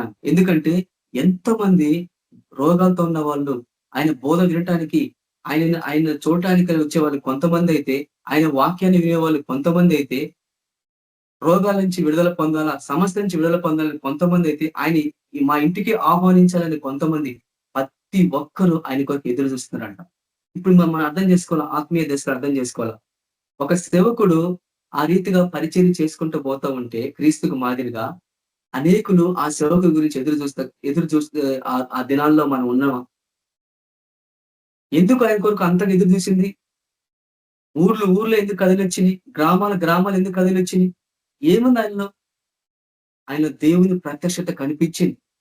ఈరోజు క్రైస్తవ జీవితంలో అలాంటి ప్రత్యక్షత మనకు కనిపించాలనేది ప్రభు మనకు అది జ్ఞాపకం చేస్తున్నాడు. ఆదివారం చర్చికి పోయి సోమవారం నుంచి శనివారం దాకా మామూలుగా చేసుకునేది కాదు. చాలా మంది ఉన్నారు, మేము ఫుల్ టైం సేవకులం బ్రదర్, మీరేదో హైదరాబాద్ నుంచి వస్తే ఒక 2 రోజులు పరిచయం చేసి వెళ్ళిపోతారు, తర్వాత మళ్ళీ కనిపించరు మీరు అని మన మీద ఆ రీతిగా మాట్లాడుతుంటారు. కానీ వాళ్ళకంటే ఎక్కువ పరిచర్య మనం చేస్తున్నాం. మనం 24 అవర్స్ హోల్ డే మనం మినిస్ట్రీలో ఉంటాం. ఏదో ఒక ప్రార్థన అంశాలు, ఎక్కడెక్కడ ప్రార్థనలు ఇవన్నీ అవుతూనే ఉంటాయి. కానీ ఈ రోజు అలాంటి ముసుగులో ఉంది ఈరోజు క్రైస్తవ జీవితం. ఆ ముసుగులో నుంచి నువ్వు బయటికి తీసుకురావాలంటే నీలో ఒక ప్రత్యక్షత కనిపించాలి వాళ్ళ కళ్ళకి. అది కనిపిస్తుందా మనలో? అది కనిపించాలా అనేదే దేవుని యొక్క చిత్తమైంది. చూడండి, ఎందుకు ఆయన కొరకు ఎదురు చూస్తుందో, ఆశతో తేరు చూస్తుంది. మనుషులు పాపం అనే బానిసత్వంలోకి ఎందుకు ప్రస్తావితం బట్టి ఎందుకు సృష్టి మూలుగుతుందంటే, సృష్టి అంటే ఒట్టి మనుషులే కాదు, జంతువులు, రకరకాలమైన వాటన్నిటిని, ఈ లోకంలో ఉన్నవన్నీ అన్నిటి మీద పాపము విస్తరించింది. ఎప్పుడైతే అవ్వాదములు పాపం చేసిందో, ఎప్పుడైతే వాళ్ళు అవిధేయత చూపించి అతిక్రమించిండో, వాళ్ళ చేతి కింద ఉన్న అధికారం కింద వాటి అన్నిటి మీద, సృష్టి అన్నిటి మీద ఆ పాపము సంకల్పించింది. అందుకు ఒక జంతువు చంపుకొని తిని అంతకుముందు లేవు, అన్ని కలిసి ఉన్నాయి, ఒక చోట ఉన్న ఏదైనా తోటలో. కానీ ఈ రోజు ఎందుకు అట్లా అవుతుంది అంటే, అది ఏదైనా తోటలాగా లేదు. ఈ రోజు భయంకర క్రూర మృగాలు ఇప్పుడు తిరుగుతున్నాయి. ఆ మృగాల్లో కూడా దురాత్మలు దూరి మనుషులు మోసగించి అనేకులు పాపంలో నడిపిస్తా ఉన్నాయి. ఆయన ఈ లోకంలోకి వచ్చి సమస్త మానవాళి కోసము ఒక గొప్ప కార్యం చేసి, ఇక్కడి నుంచి మీరు చెయ్యండి అని చెప్పేసి ఈ లోకం వెళ్ళిపోయిన ఆయన ఇప్పుడు ఆత్మ రూపికుండి మనకి ఇవన్నీ జ్ఞాపకం చేస్తున్నాడు. దేవుని సంకల్పంలో ఉన్న మనము అలాంటి ప్రత్యక్షతలో మనలో కనిపించకపోతే ఈ లోకంలో ఎవరిని కూడా మనం విడిపించలేం, ఈ సృష్టికి విడుదల కల్పించలేం. మనం ఆ ప్రత్యక్షత మనలో కనపడాలంటే ఏం చేయాలా? మనం క్రీస్తుని పోలి నడుచుకోవాలి. యేసు ప్రభు ఎట్లా ఉన్నాడు అట్లా నడుచుకుంటే నా ప్రత్యక్షత నీకు కనిపిస్తుంది, లేకుంటే కనిపించదు. అంతకుముందు రోగాలు లేవు, అంతకుముందు ఆ, ఎంత భయంకర మరణం లేదు మనిషికి. ఎప్పుడైతే అవిధేయత వచ్చిందో మరణం వచ్చింది. అది పాపం. ఈ రోజు కూడా అది మనుషులు ఏళ్తూనే ఉంది. చూడండి, అది దాశంలోకి వెళ్ళిపోయింది ఒక్క అవిధేయత వల్ల ఈ లోకాన్ని మొత్తం పాపం విస్తరించింది. సర్వ సృష్టిని పాపంలో బంధించింది. కాబట్టి మరణము, నాశనం, కేవలం ద్వేషం ఇవన్నీ కూడా ఇంకా శరీరానుసారమైన జీవితము పాపం ద్వారా ఇవన్నీ పరిపక్వం చెంది అది తాండవిస్తుంది ఈ రోజు. ఎవరు ఆ పాపం నుంచి విడుదల కల్పించాలా? అందుకే వాక్యం మనం చూస్తాం. దేవుని అపవాది క్రియలు లైఫస్ట్లకే దేవుని కుమారుడు ప్రత్యక్షమైన అని వాక్యం చూస్తాం మనం యోహాను రాసిన పత్రికలో 3వ అధ్యాయంలో. అపవాది క్రియలు అంటే ఈ పాపము, మనిషికో చెడు అలవాట్లు ఇవన్నీ కూడా ఆ క్రియలతోని మనుషుల్ని అవి చెరకొని పోతున్నప్పుడు దేవుని కుమారులు ఏం చేస్తున్నారు? ఈ ప్రత్యక్షత మనకి ఎట్లా కనిపించిందంటే దీనికి ఎంతో ప్రయాసం ఉంది, ఎంతో త్యాగం ఉంది. యేసు ప్రభు ఎంతగా కష్టపడింది ఆయన దయ్యాలు వెళ్ళగొట్టినప్పుడు, రోగులు స్వస్థపరిచినప్పుడు తర్వాత ఆయన వెంటనే వెళ్ళిపోయి మళ్ళా ఏకాంతంగా పోయి ప్రార్థన చేసేవాడు. సువార్తలు మీరు చూస్తే అంటే గ్యాప్ దొరికినప్పుడల్లా వెళ్ళి ప్రార్థన చేసేవాడు. ఎందుకంటే అప్పటి వరకు ఆయన పొందుకున్న అభిషేకం అయిపోయింది. తర్వాత మళ్ళీ ఆయన పోయి మళ్ళీ ఒంటరిగా వెళ్ళి ప్రార్థన చేసేవాడు, సమయం గడిపేవాడు. అందుకే యేసుప్రభు అంటాడు, ఆ రక్తస్రావం గల స్త్రీ ఆయన తాకినప్పుడు ప్రభావం నాలో నుంచి బయలు వెళ్ళానని అంటాడు. ఇంకొక చోట మనం చూస్తే ప్రభావం ఆయన నుంచి వెళ్ళి అనేకులు స్వస్థపరిచేను అని కూడా ఉంది వాక్యం. ఈ దేవుని యొక్క శక్తి యొక్క ప్రభావము మనలో నుంచి బయలు వెళ్ళినప్పుడే కార్యాలు జరుగుతాయి, సమస్త అన్ని జనులు రక్షణలోకి వస్తారు. ఈ ప్రత్యక్షత ప్రతి దినం మనకు కనిపించాలా. ఒట్టి సేవలు ఉన్నప్పుడే కాదు, ఎక్కడ మనం అడుగు పెట్టే గానీ దేవుని ప్రత్యక్షత మనకు ఆయన ప్రజెన్స్ మనలో కనిపించాలా, ఆయన తేజస్సు, ఆయన వెలుగు మనలో కనిపించాలా. అప్పుడే గాని ఈ సృష్టికి మనం విడుదల కల్పించలేదు. దేవుడు మనకు జ్ఞాపకం చేసేది అదే. మనం ఆ స్థితికి ఆ లెవెల్ కు మనము ఆత్మీయ స్థితిలో మనం ఎదగకపోతే ఈ సృష్టికి విడుదల కల్పించలేదు. ఆ వాక్యం అట్లనే ఉండిపోతుంది. యేసు ప్రభు ఎట్లా విడుమొచ్చిందో ఆయన పోలికలాగా ఆయన స్వరూపంలో చేయబడ్డ మనము, ఆయన ద్వారా నడిపించబడ్డ మనం కూడా ఆ ప్రత్యక్షతలో కనిపించినప్పుడే సమస్త అన్ని జనులు ప్రభుకు విధేయత చూపించగలరు. రోమిల సంపత్తులు మనం చూస్తాం. గురుతుల బలం చేతను, క్రియల బలం చేతను, పరిశుద్ధాత్మ బలం చేతను, వాక్యం చేతను అన్ని జనులందరూ విధేయులవుతారంట. రోమిల సంపత్తులు 16వ అధ్యాయం మనం చూస్తాం వాక్యం. ఇవన్నీ ఈ రోజు ఈ ప్రత్యక్షత ఈ రోజు కనిపించలేదు సేవకుల్లో. అంటే ఎందుకు అంటే అందులో మనం కూడా ఉన్నాం. ఈ వాక్యము ఎంత ప్రభావితమైందంటే ఈ వాక్యము చెప్పడానికి కూడా మనకు అర్హత లేదు. కానీ దేవుని వాక్యం బయలుపరచబడ్డప్పుడు నువ్వు సిద్ధపడి ఆ వాక్యం ఏం బోధిస్తుందో అది నేర్చుకొని మనము అనేకులకి తరబీ చేయాలి, అనేకులకు మనము అది జ్ఞాపకం చేయాలా. రక్షింపబడ్డ మనము ఈ రోజు ఏం చేస్తున్నాం? మీరు సర్వలోకానికి వెళ్ళి సర్వ సృష్టికి సువార్త ప్రకటించమంటే ఎక్కడ పోయి ప్రకటించి కనీసం మన జిల్లాలోనే సువార్త చెప్పలేని స్థితిలో ఉన్నాం ఈ రోజు సేవకులు. ఎన్ని లోకాలు పోయినాం? ఎక్కడికి వెళ్ళి పోయి సువార్త చెప్పను? ఎక్కడ పోతలేరు క్రైస్తవులు. సువార్త ప్రకటించకపోతే నాకు శ్రమను పౌలు. ఈ రోజు ఎందుకు క్రైస్తవ జీవితం శ్రమల పాలవుతుందంటే సువార్త ప్రకటించలేని స్థితిలో ఉంది. అవకాశం ఉండి కూడా ఒక్క గంట సేపు దేవుని సన్నిధిలో సమయం గడపలేని స్థితిలో ఉంది ఈరోజు క్రైస్తవ జీవితం. ఒక రోజు వస్తుంది, ఆ రోజు నువ్వు ఎంతగానో బాధపడతావు, ఎంతగానో దుఃఖంతో వేదన పడతావు. దేవుడు నీకు ప్రత్యక్షమైనప్పుడు, దేవుడు నీతో మాట్లాడుతున్నప్పుడే మన జీవితాలు మనం చక్క చేసుకోవాలా. మనం ఇంకా ఆత్మీయ స్థితిలో మనం ఎదగాల. అందుకే చూడండి, నరహత్య వరకు వెళ్ళిపోయింది. అది నరహత్యలు ఈ రోజు ఎందుకు వస్తున్నాయి ఇవన్నీ అంటే పాపము, దాని పరిమాణం. కాబట్టి అప్పటి నుండి ఈ రోజు వరకు కూడా సృష్టి ఎదురు చూస్తూ ఉందని.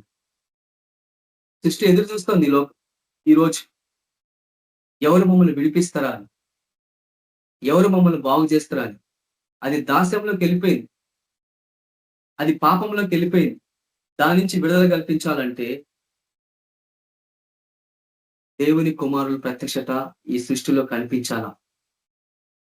ఆయన తేజస్సు, ఆయన మహిమ మనలో కనిపించాలా. అందుకే యెషయా గ్రంథం 60వ అధ్యాయంలో మనం చూసినప్పుడు, లెమ్ము నీకు వెలుగు వచ్చినది, లెమ్ము తేజరిల్లము,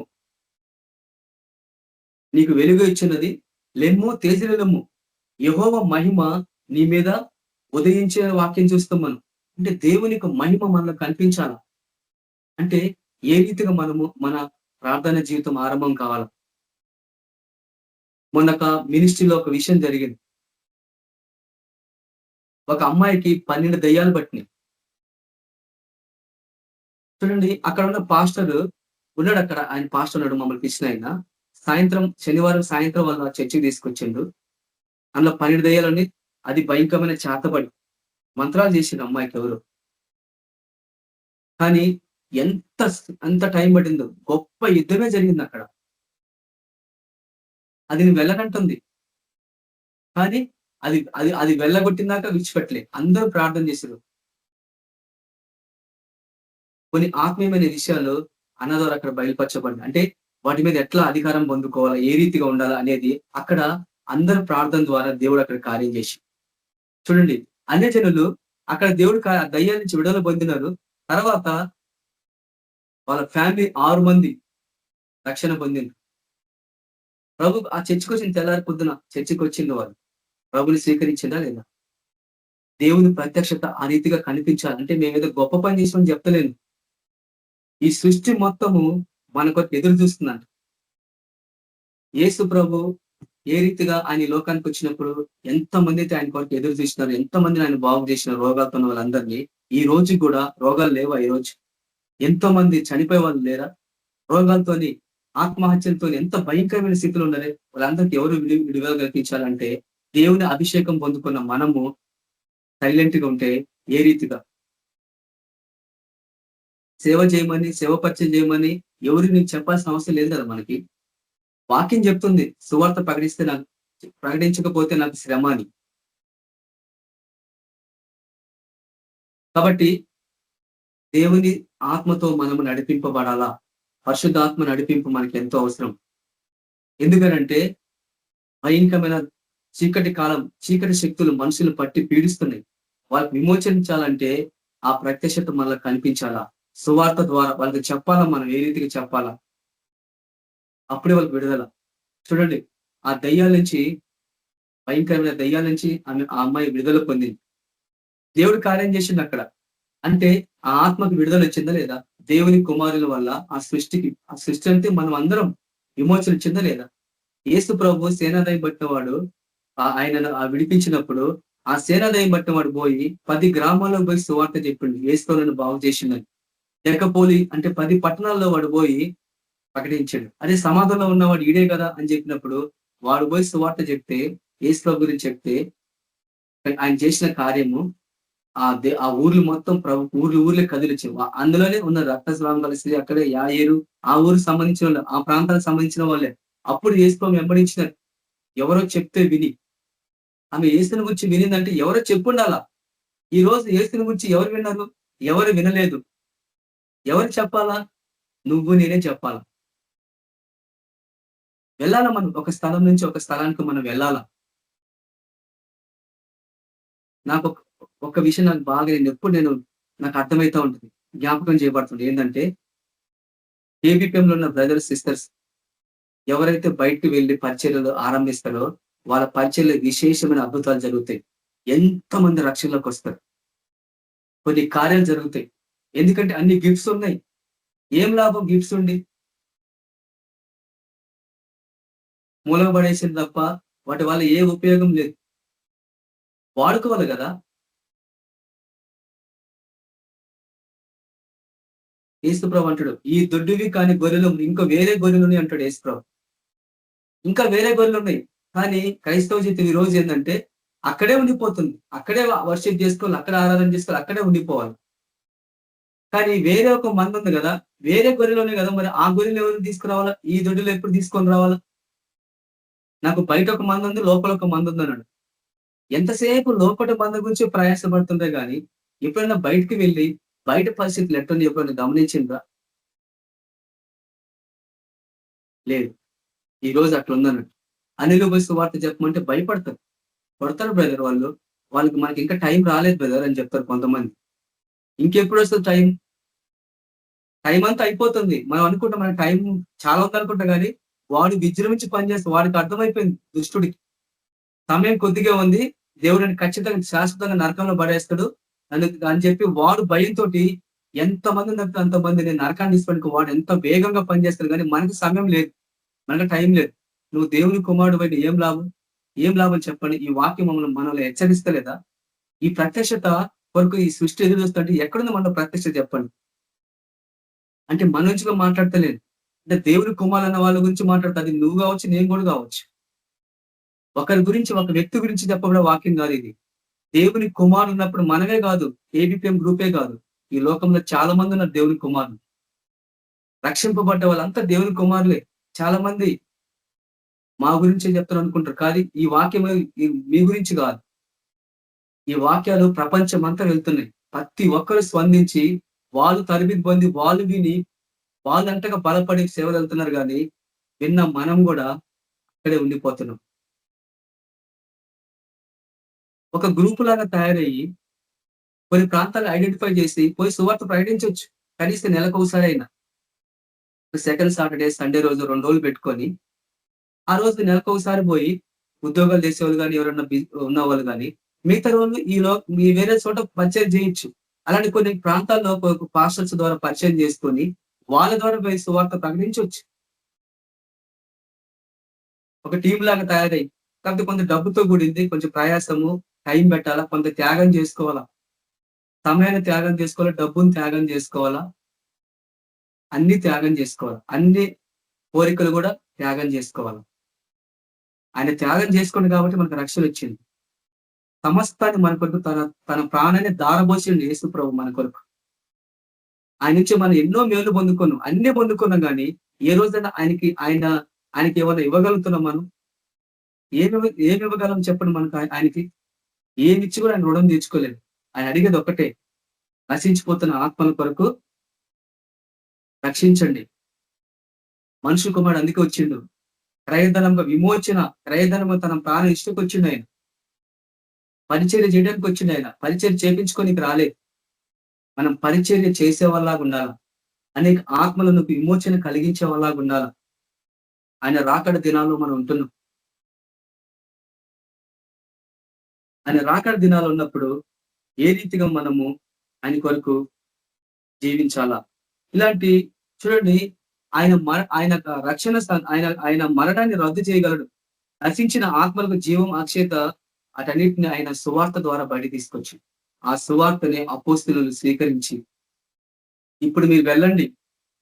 అప్పటి వరకు ఆయన తరబితి చేసిన శిష్యులు, 12 మంది శిష్యులు తరబితి చేసి మీరు యెరూషలేము నుంచి వెళ్ళొద్దు, నా రాజ్యం మీరు స్థాపించబోతున్నారు, ఒక గొప్ప సంగ్రామం మీరు చేయబోతున్నారు, కాబట్టి మీరు వెళ్ళి తండ్రిని గుచ్చిన వాగ్దానం పరిశుద్ధాత్మ కొరకు మీరు కనిపెట్టండి అని వాళ్ళు చెప్పినప్పుడు దేవుని చెప్పిన మాటని విధేయత చూపించారు.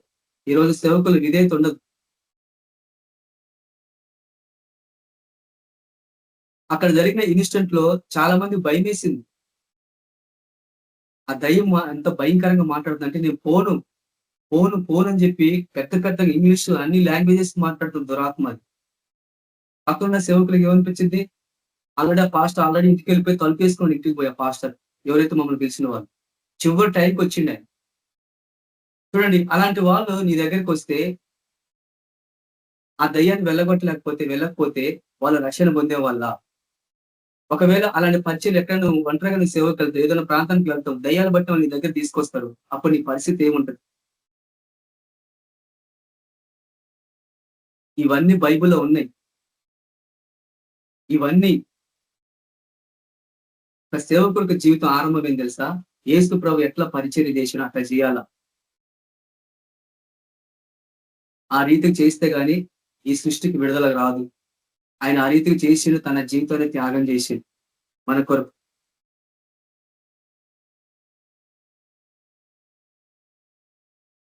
శిష్యులు పాదాలు కడిగిండు, అన్ని చూపించిండు, సమస్తం అని చూపించిండు. కన్నీళ్లతో, కన్నీళ్లతోనే ఆ గెస్తమైన తోటలో ఆయన వేదంతో ప్రార్థన చేసిండు, సమస్త మానవాళి పాపం కొరకు. అని ఎంతగా శ్రమ అనిపించింది చెప్పండి. ఒక సృష్టి, ఒక ఆత్మ విమోచన కలిగించాలంటే అంత ఈజీనా? ఆయన ఎంతగా ఆయన త్యాగం చేసుకొని ఆ రీతి చేస్తేనే ఆత్మ రక్షణలకు వస్తాయి. ఒక ఆత్మ రక్షణ పొందాలంటే వాక్యం చెప్పేంత ఈజీ కాదు.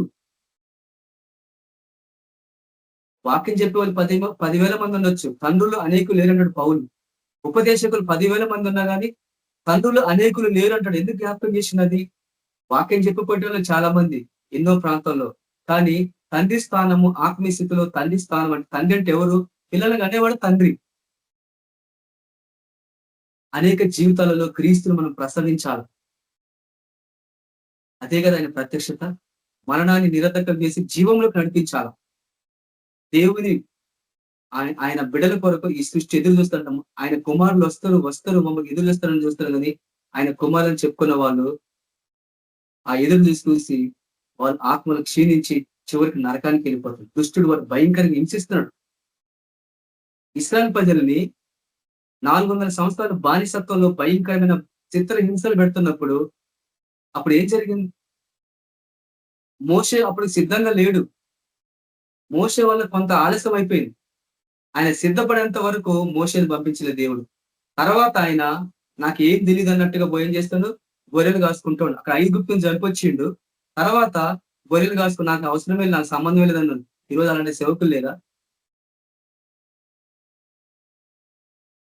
ఎవరెట్లా పోతే నాకెందుకు, నేను ఆదివారం పోతాను, ఆరాధన చేస్తాను, వస్తాను, ఇంటికి వస్తానా, ఒక గంట సేపు ప్రార్థన చేస్తాను, అంతే. ఇవన్నీ కూడా మనకు అవసరం కదా. ఎవరికైనా 24 hours టైం. మొన్నసారి అన్న వాక్యం చెప్పిండు ఆనోకు గురించి. ఆనోకు భార్య బిడ్డలతో నుండి పిల్లల కంటూ దేవునితో 365 సంవత్సరాలు నడిచిండు. కుమార్తెలు కంటూ దేవునితో నడిచిండు. మనకు కూడా ఫ్యామిలీలు ఉన్నాయి కదా, మనకు కూడా కుటుంబం ఉంది. మనకు కూడా కుటుంబం ఉంది, ఫ్యామిలీస్ ఉన్నాయి, అన్ని ఉన్నాయి మనకు కూడా. కానీ మనం ఎంతవరకు మనం త్యాగం చేస్తాం? బ్రదర్ సువార్తకు వస్తావు బ్రదర్ అంటే, లేదు బ్రదర్ నేను రాను బ్రదర్ అంట. చూడండి, పరిచయ దేవుని బిడ్డలతో ఆత్మీయులతో నువ్వు సహవాసం చేస్తే నువ్వు ఆత్మీయంగా తయారవుతావు. కొన్ని విషయాలు నేర్చుకోగలవు. ఆ ట్రైబల్ మినిస్ట్రీకి వెళ్ళినప్పుడు ఆ అన్నోళ్ళ ద్వారా, వాళ్ళ ద్వారా, అందరి ద్వారా అన్యులకు ఎట్లా సువార్త ప్రకటించాలా అనేది నేను నేర్చుకున్నా. ఇవన్నీ మనం నేర్చుకోవాలా, సహవాసం ఉండాలా, త్యాగం చేసుకోవాలి, టైం త్యాగం చేసి కనీసం వారానికి 2 రోజులు కూడా మనం ఖర్చు పెట్టలేమా? నెలకు ఒకసారి కూడా 2 రోజులు ఖర్చు పెట్టలేమా? ఎందుకు నేను ఈ మాట చెప్తున్నంటే, మన కొరకు ఈ సృష్టి ఎదురు చూస్తా ఉంది. ఈ సత్యం తెలిసిన వాళ్ళు ఎవడు కూడా నిద్రపోడు, ఎవడు కూడా నిర్లక్ష్యంగా జీవించాడు. ఎట్టి పరిస్థితుల్లో ఎవడు నిర్లక్ష్యంగా జీవించాడు. ఈ వాక్యం అర్థమైతే ఎవడు కూడా నిర్లక్ష్యంగా జీవించాడు. నిర్లక్ష్యంగా జీవిస్తామంటే నువ్వు దేవుని కుమారుడువా కాదనేది నువ్వే పరిశీలించుకోవాలి. దేవుని కుమారుడు, ఆయన కుమారుడు యేసుప్రభు దేవుని కుమారుడు కదా. మరి ఆయన కుమారుడు ఏం చేసిండు? ఈ రోజు మనం కూడా ఆయన ద్వారా దేవుని కుమారులుగా తీర్చబడ్డం. ఆయన త్యాగం ద్వారా మన ద్వారా అనేకులు దేవుని కుమారులుగా తీర్చబడాలంటే నువ్వు ఎంతవరకు మనం త్యాగం చేయగలం చెప్పండి? ప్రభు కొరకు ఎంత సమయం దేవుని కొరకు మనం ఖర్చు పెట్టగలం? ఎంత సమయం ఆయన కొరకు కేటాయించగలం? ఆత్మలు అంత ఈజీగా వస్తాయా? రక్షణ అంత ఈజీగా వస్తుందా? అంత సునాయిస్తమా రక్షణ? కాబట్టి నేను వాక్యాన్ని ముగిస్తున్నాను. చివరిగా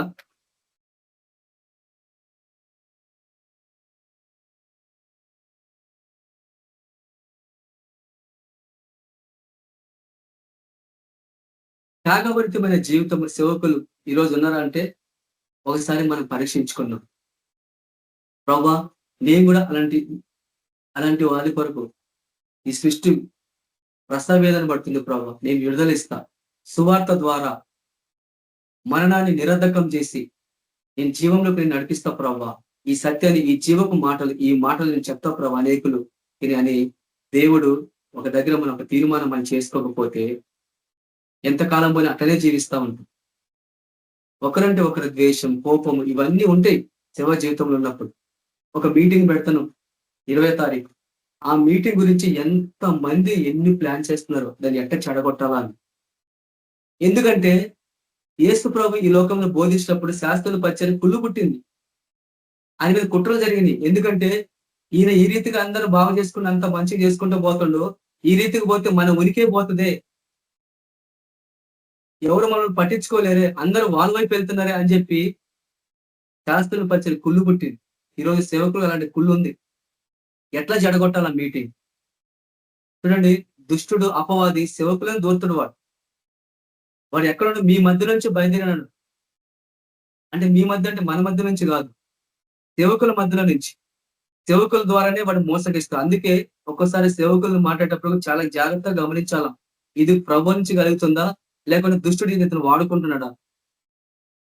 వాడుకున్నంత స్థితిలో కూడా తెలుసుకునే స్థితిలో ఉంది ఈరోజు సేవకులు.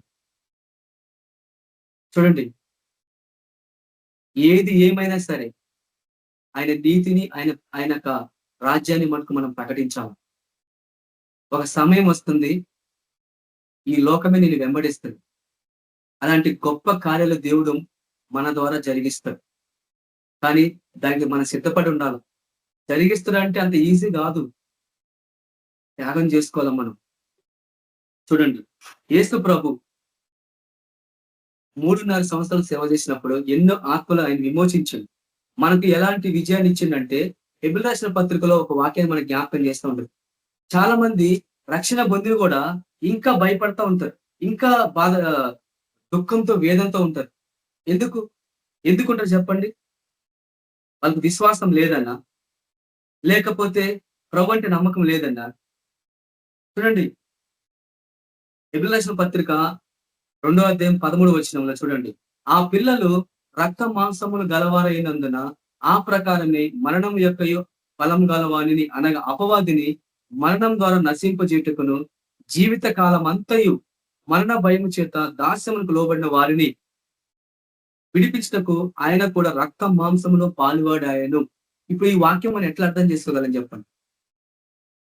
జీవిత కాలం అంతా మరణ భయంలో నుంచి దేవుడు మనకు విడుదల కలిపి, అంటే నీ భవిష్యత్తుకు ఎలాంటి డోకా లేదన్నట్టు. కానీ ఈ వాక్యం ఇంకొక ఆత్మీయ సత్యం ఉంది, మీరు గమనించిండ్రా? ఈ వాక్యం ఎట్లా అప్లై చేసుకుంటావు? ప్రతి వాక్యము ప్రతి వర్డ్ లో ఒక జీవి, ఒక ఆత్మ ఉంది. పరిశుద్ధాత్మను ఆ రీతికి రాపించింది. ఆ పిల్లలంటే ఏ పిల్లల గురించి మాట్లాడుతున్నాడు? బానిసత్వం ఉన్న పిల్లల్ని విడిపించడానికి ఆయన రక్త మాంసాలు గలవాడై అపవాదిని, అంటే మరణం యొక్క బలం గలమైన అపవాదిని ఎదిరించటకు ఆయన మరణం ద్వారా అపవాది ఎదిరించింది. ఎందుకు? జీవిత కాలం అంతయు దాస్యంలో ఉన్న వాళ్ళందరినీ విడిపించటకు ఆయనే రక్త మాంసంలో పాలువాడైనడు. అంటే ఆయన జీవితం ఎంతగా త్యాగం చేసుకున్నాడు. మనుషులకు జీవిత కాలం మరణ భయంలో నుంచి, దాస్యం నుంచి విడుదల పొందాలంటే నువ్వు కూడా రక్త మాంసంలో క్రీస్తుని పోలి నడుచుకోవాలా. అంతగా మనం కూడా త్యాగం చేసుకున్నప్పుడే వాళ్ళందరినీ విడిపించగలం.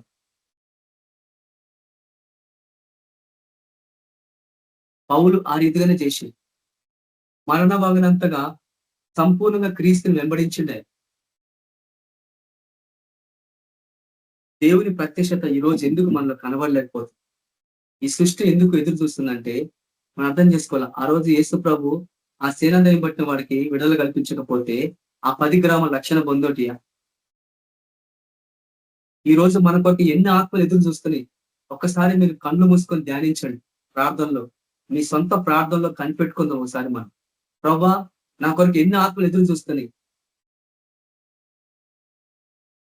నేను పోకపోతే ఎంతమంది, ఎన్ని ఆత్మలు ఎదురు చూస్తున్నా కానీ పోతున్నాయి ప్రభా అనే ఆ తపన, ఆ త్యాగము, ఆ విధానం కానీ ఎప్పుడైతే మనకి తగులుతుందో మనం ఎప్పుడు కూడా నిర్లక్ష్యంగా జీవించాం. సేవకి వెళ్ళాలనే ప్రయాసపడతాం.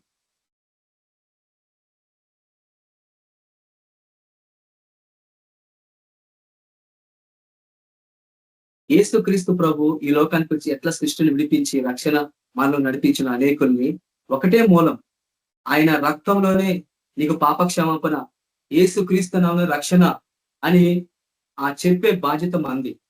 ఆ ప్రయాసంలో ప్రతి ఒక్కరి కొరకు నిన్ను త్యాగం చేసుకొని చివరికి ఆయన శిలువ దగ్గర నడిపించాలి అనేకులు. అందుకొరకు దేవుడు మనల్ని ఈ లోకంలో తీసుకొచ్చిండు. కాబట్టి చివరిగా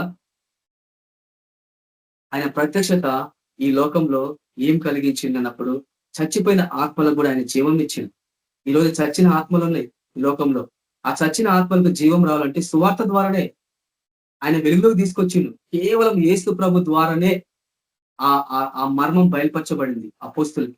ఈ రోజు మనకు అది బయలుపరచబడింది. సువార్త అంటే ఎంత ప్రాముఖ్యమైందో. చచ్చిన వాళ్ళు కూడా లేస్తారు. మృతులు దేవుని కుమారుని శబ్దం విను గడియ వచ్చి ఉన్నది, అది వచ్చుచున్నది, అది ఇప్పుడే వచ్చింది అంటాడు.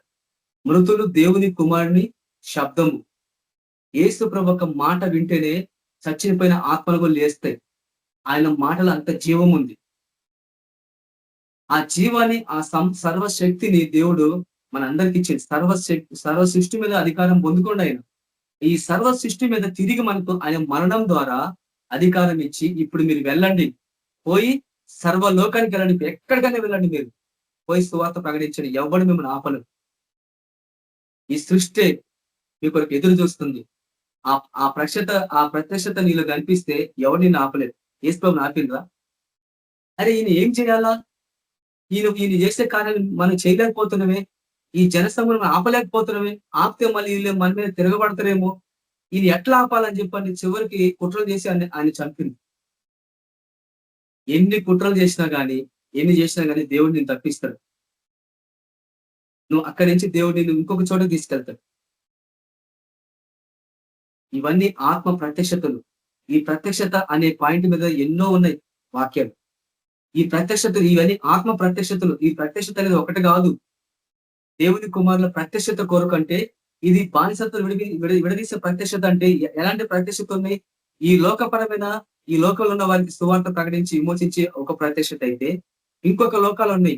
పాతాళంలోకి వెళ్ళి కూడా నువ్వు ఆ ఆత్మలను గుంజుకొని రావాలా. యేసుతో పోలేదా? పాతాళంలో కింది భాగానికి వెళ్ళిపోలేదా? అంటే ఆత్మీయ దర్శనం అర్థం చేసుకోండి. ఈ రోజు ఆ ఆత్మలన్నీ దుష్టుడు బంధించి పెట్టిండు ఒక స్థలంలో, అదే పాతాళం. అక్కడ బంధించి పెట్టిండు. వాడు ఆత్మలు వాడు ఇక్కడే ఉన్నారు కానీ, వాడి ప్రాణం ఇక్కడే ఉంది, వాడు ఆత్మ మటుకు అక్కడ బంధించి పెట్టిండు. వాడు తెలియదు అసలు, కానీ నీకు తెలుసు. నువ్వు ఆ విధంగా పోయి ఆ ఆత్మలను విడిపించాలంటే అదొక ప్రపంచం అని మనకు తెలుసు. ఇలాంటి వాక్యాలు చెప్తే చాలా మంది అంతవరకు ఇంటర్ అక్కడి నుంచి మనం పక్కకు పెట్టేస్తారు. మీరు సర్వలోకానికి వెళ్ళి సర్వ సృష్టి సువార్త ప్రకటించడం అంటే ఎన్ని సృష్టిలు ఉన్నాయో, ఎక్కడ పోయి సువార్త చెప్పాలి, ఎవరెవరో చెప్పాలంటే ఈ ఆత్మలు ఎక్కడ బంధింపబడ్డాయి, నువ్వు అక్కడికి వెళ్ళాలి. పరలోకంలో ఏది బంధింపబడో అది విప్పబడడం, భూమి మీద ఏదిస్తుంది అది అది అది విప్పబడినాడంటే ఎక్కడ ఉంది పరలోకము, ఎక్కడ విప్పాలి, ఏం విప్పాలి అనేది అది అర్థమైతే ఈ ఆత్మలు ఎక్కడ ఉన్నాయని మనకు అర్థమైంది. కాబట్టి దేవుని కుమారుల ప్రత్యక్షత కొరకు ఈ సృష్టి తేరి చూస్తుంది అనేది మనం అర్థం చేసుకోవాలా. ఈ సృష్టిని విడిపించాలా, అపవాది క్రియలు లయపరచాలా, దేవుని మహిమ మనం ఎప్పుడు కూడా కనిపించాలా. ఇది ఎప్పుడు కనిపిస్తుందంటే మన ఆత్మీయంగా ఎంతగా దేవుని ఆత్మలో మనం అభివృద్ధి పొందుతామో, ఎంతగా మనము ఆయన పరిచయంలో మనం ఉంటామో, ఎంతగా ఆయన సన్నిధిలో మనం ఉంటామో అంత అంత అంత మహిమతో మనం నింపబడతాం. యేసు ప్రభు కూడా అంతే. ఆయన ఎందుకు ఎక్కువ సమయం ప్రార్థనలు గడిపారు, రాత్రంతా ప్రార్థన గడిపారంటే ఇది మహా యుద్ధం అని తెలుసు మనకు. ఆయన ఎంతగా వెళ్ళి గ్యాప్ దొరికినప్పుడు వెళ్ళి ప్రార్థన చేసి. కాబట్టి సేవ పరిచయం ఉన్న మనందరం కూడా ప్రార్థన జీవితం అనేది చాలా ప్రాముఖ్యమైనది. వాక్యం ఎవరైనా చెప్తారు, కానీ ప్రార్థన జీవితం చాలా ప్రాముఖ్యమైనది. దేవుని సన్నిధిలో నువ్వు అడగాల. యేసు ప్రభు ఆయన సన్నిధిలో కూర్చొని ఆ గెస్తమైన తోటకి వెళ్ళి తండ్రికి ప్రార్థించాడు, తండ్రి అని సంబోధించేవాడు 10 దశలో. ఈ రోజు మనం ఆయన కుమారులు కాబట్టి మనం ఆయన తండ్రి స్థానంలో, ఈ రోజు మన కుమారుల స్థానంలో ఉన్నాం. కాబట్టి మనం కూడా యేసు ప్రభు ఎట్లా ప్రార్థన చేసిందో తండ్రికి ఆ విధానం నేర్చుకోవాలి. మనం కూడా ప్రభా ఈ సృష్టికి నేను ఎట్లా విడుదల కల్పించాలి, నేను ఎట్లా పోవాలా ప్రభా, ఏ రీతిగా పోవాలా అనేది మనం ప్రార్థన చేయాలా. దేవుని ఆత్మ కొరకు కనిపెట్టాలా. దేవుని అభిషేకం లేకుంటే నువ్వు ఈ సృష్టికి విడుదల కల్పించలేదు, అది అసాధ్యం. నీకు వాక్యాత్కుని ఉండొచ్చు, నువ్వు ఎంతగా వాక్యం బాగా చెప్పొచ్చు, నీ వాక్యానికి మనసు ఎంత బాగుందని అనొచ్చు, కానీ అభిషేకం లేకుండా మనిషికి విడుదల కల్పించలేవు. అది ఇంపాసిబుల్, కానే కాదు. యేసు ప్రభువే అభిషేకం పొందుకున్నాడు. బైబిల్లో అందరూ అభిషేకం పొందుకొని సేవ స్టార్ట్ చేసేది. ఇది బైబిల్ యొక్క విధానం అన్నది. ఈ ప్రత్యక్షత మనలో ఎప్పుడు కనిపిస్తుంది అంటే మనం పరిశుద్ధంగా జీవించాలి, అపవిత్రంగా జీవించవద్దు. ప్రతి దశలో మనము మన ప్రవర్తన, మన జీవన విధానం అంతా కూడా బహు జాగ్రత్తగా జీవించినప్పుడే అప్పుడే ఆ ప్రత్యక్షతలోకి మనం వెళ్ళగలం. ఆయన మహిమలోకి ఎప్పుడైతే మనం వెళ్తామో ఎవరు కూడా నీకు ఆపలేదు. ఆ విధానంలో పోయినప్పుడే ఆ ప్రత్యక్షత కనిపిస్తుంది మనుషుల్లో. అపోస్తలుల్లో కనిపించేది. వాళ్ళు వెళ్తుంటేనే దేవుని యొక్క వాళ్ళ నీడలోనే రోగులు స్వస్థత పొందింది. ఈ రోజు అలాంటి కార్యాలు ఎందుకు జరుగుతలేదు? ఈ రోజు పరిశుద్ధాత్మ నడిపింపు, పరిశుద్ధాత్మనే చర్చ చాలా డినై చేసేసింది. నమ్ముతారు పరిశుద్ధాత్మని, కానీ ఆయనని స్వీకరించరు. పరిశుద్ధాత్మ నడిపింపు లేకపోతే నువ్వేం చేయలేవు. నువ్వు ఎంత చేసే కూడా డబ్బా కొట్టినట్టే ఉంటది. ఆయన అభిషేకం లేకపోతే కార్యం జరగదు. పరిశుద్ధాత్ముడే కదా అక్కడ కార్యాలు చేస్తాడు. కాబట్టి పరిశుద్ధాత్మ అవసరం లేదన్న వాళ్ళకే ఒక టైం వచ్చింది, వాళ్ళకి అర్థమైపోయింది దేవుని అభిషేకం లేకపోతే ఇది అసాధ్యమని భయం పట్టేసింది వాళ్ళకి. ఎందుకనంటే ఆలస్యంగా తెలుసుకున్నారు వాళ్ళు. ఎన్నో సంవత్సరాలు డీలా చేసింది. ఈ రోజు నువ్వు డీలా చేస్తున్నావేమో, దేవుని అభిషేకం అంటే నువ్వు డీలా చేస్తున్నావేమో. ఒకసారి జ్ఞాపకం చేసుకో, పరీక్షించుకో. దినాలు బహు చెడ్డవి, భయంకరమైన దినాల్లో మనం ఉంటున్నాం. దుష్ట శక్తులు విజృంభించి పనిచేస్తున్నాయి. ఎవరు ఏ దయ్యాలు పడితే ఎవరు ఎక్కడ మాట్లాడితే తెలియదు.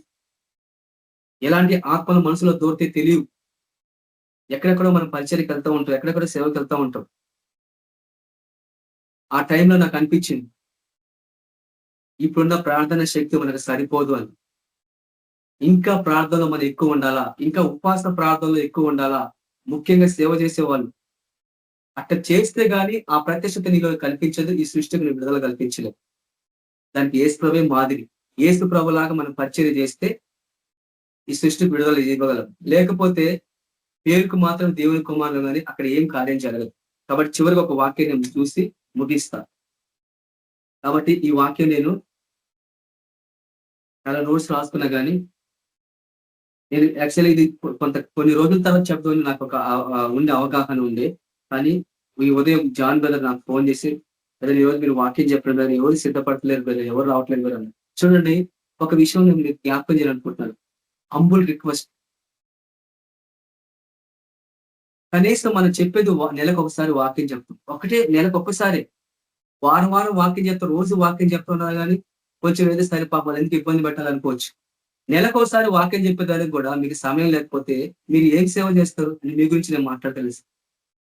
మనం ఏం సేవ చేస్తాం చెప్పండి. 1 గంట దేవునికి సమయం అయిపోతే ఏం సేవ చేస్తే? ఈ లోకంలో ఎన్నో గంటలు ఖర్చు పెడతాం కదా మనం. కనీసం 1 గంట దేవుని కొరకు కేటాయించలేవా? ప్రార్థన 1 గంట అంటే చేయలేము. కనీసం వాక్యం చెప్పని 1 గంట చెప్పలేమా? అంతగా ఈ లోకంలో నిమగ్నం అయిపోతే ఏ రీతిగా మనము ఆయన కుమారులుగా జీవించగలం? 1 గంట సేపు కూడా వాక్యం చెప్పలేకపోతే ఒక గంట టైం అయిపోతుంది నెలకోసారి. ఇంకొక అనౌన్స్మెంట్ కూడా చేసినవింది, మీకు ఎవరికైనా డేట్స్ ప్రాబ్లం ఉంటే ఏదన్నా ఆ డేట్ నాకు కుదరదు బ్రదర్ అని చెప్పి అనుకున్న వాళ్ళు ఎవరైనా ఉంటే పలానా రోజు మాకు కుదురుతుందని చెప్పండి. అట్లా కూడా మెసేజ్ పెడితే ఎవరు స్పందించలేదు. కానీ వీళ్ళందరికీ ఇప్పుడు తెలియదండి. ఒక రోజు ఒక టైం వస్తుంది ఆలస్యంగా మేము ఎంతగా తప్పు పని చేసినాం, ఎంత నిర్లక్ష్యం చేసినాం, ఇవన్నీ మేము పోగొట్టుకున్నామే. ఎన్నో ఆత్మీయమైన విషయాలు, ఎన్నో వాక్యం మేము పోగొట్టుకుని అప్పుడు ఏడిస్తే ఏం లాభం లేదు. అది రావద్దనే ప్రార్థన, అది రావద్దనేది మన ప్రార్థన. ప్రతి ఒక్కరు ఆత్మీయంగా బలపడాలా, ప్రతి ఒక్కరు దేవుని ఆత్మతో బలపడాలి, నింపబడాలా, విజృంభించి దేవుని సేవ చేయాలా. దేవుని ప్రత్యక్షత కొరకు అంటే నీలో ఆయన ప్రత్యక్షత కనిపించాలా. ఈ లోకం నేను చూసి వీళ్ళు దేవుని బిడలు అనే చెప్పి అందరూ ఆ వెలుగు దగ్గరికి రావాలా. ఈ లోకం అంతా చీకటి. ఎప్పుడైతే నిజమైన వెలుగు వస్తుందో అప్పుడు ఈ లోకమంతా నీ దగ్గరికి వస్తారు. అప్పుడు దాకా చీకటే, అప్పుడు కనిపిస్తే వెలుగు. ఆ వెలుగే నిజమైన వెలుగుండెను, అది మనుషులు ప్రతి ఒక్కరిని వెలిగిస్తున్న వాక్యం ఉందనేది. అంటే అబద్ధమైన వెలుగు కూడా ఉంది. నిజమైన వెలుగును మనం ప్రకటించాలి. ఆయన నిజమైన వెలుగు అంటే యేసుక్రీస్తు ప్రభు. అబద్ధమైనది అంటే ఖచ్చితంగా దుష్టుంది, అది మోసగించేది. నేను వెలుగులో ఉన్నామని చెప్పుకొని చీకటి నడిచేవాడు వాడు ఎట్లా వాడు దేవుని సంబంధం అవుతాడు? వాడి చీకటి సంబంధే. కాబట్టి చివరిగా ఒక వాక్యాన్ని జ్ఞాపకం చేసి ఈ వాక్యాన్ని నేను ముగిస్తాను. ప్రకటన గ్రంథంలో 1వ అధ్యాయం 1వ వచనంలో ఒక ప్రత్యక్షత గురించి దేవుడు మాట్లాడుతున్న మనతో. యేసుక్రీస్తు తన దాసులకు కనబరుటకు దేవుడు ఆయనకు అనుగ్రహించిన ప్రత్యక్షత. యేసుక్రీస్తు ప్రభు తన దాసులంటే తన బిడ్డలకి అనుగ్రహించిన ప్రత్యక్షత. ఏంద ప్రత్యక్షత అంటే ఈ సంగతులు త్వరలో సంభవింపమై ఉన్నవి.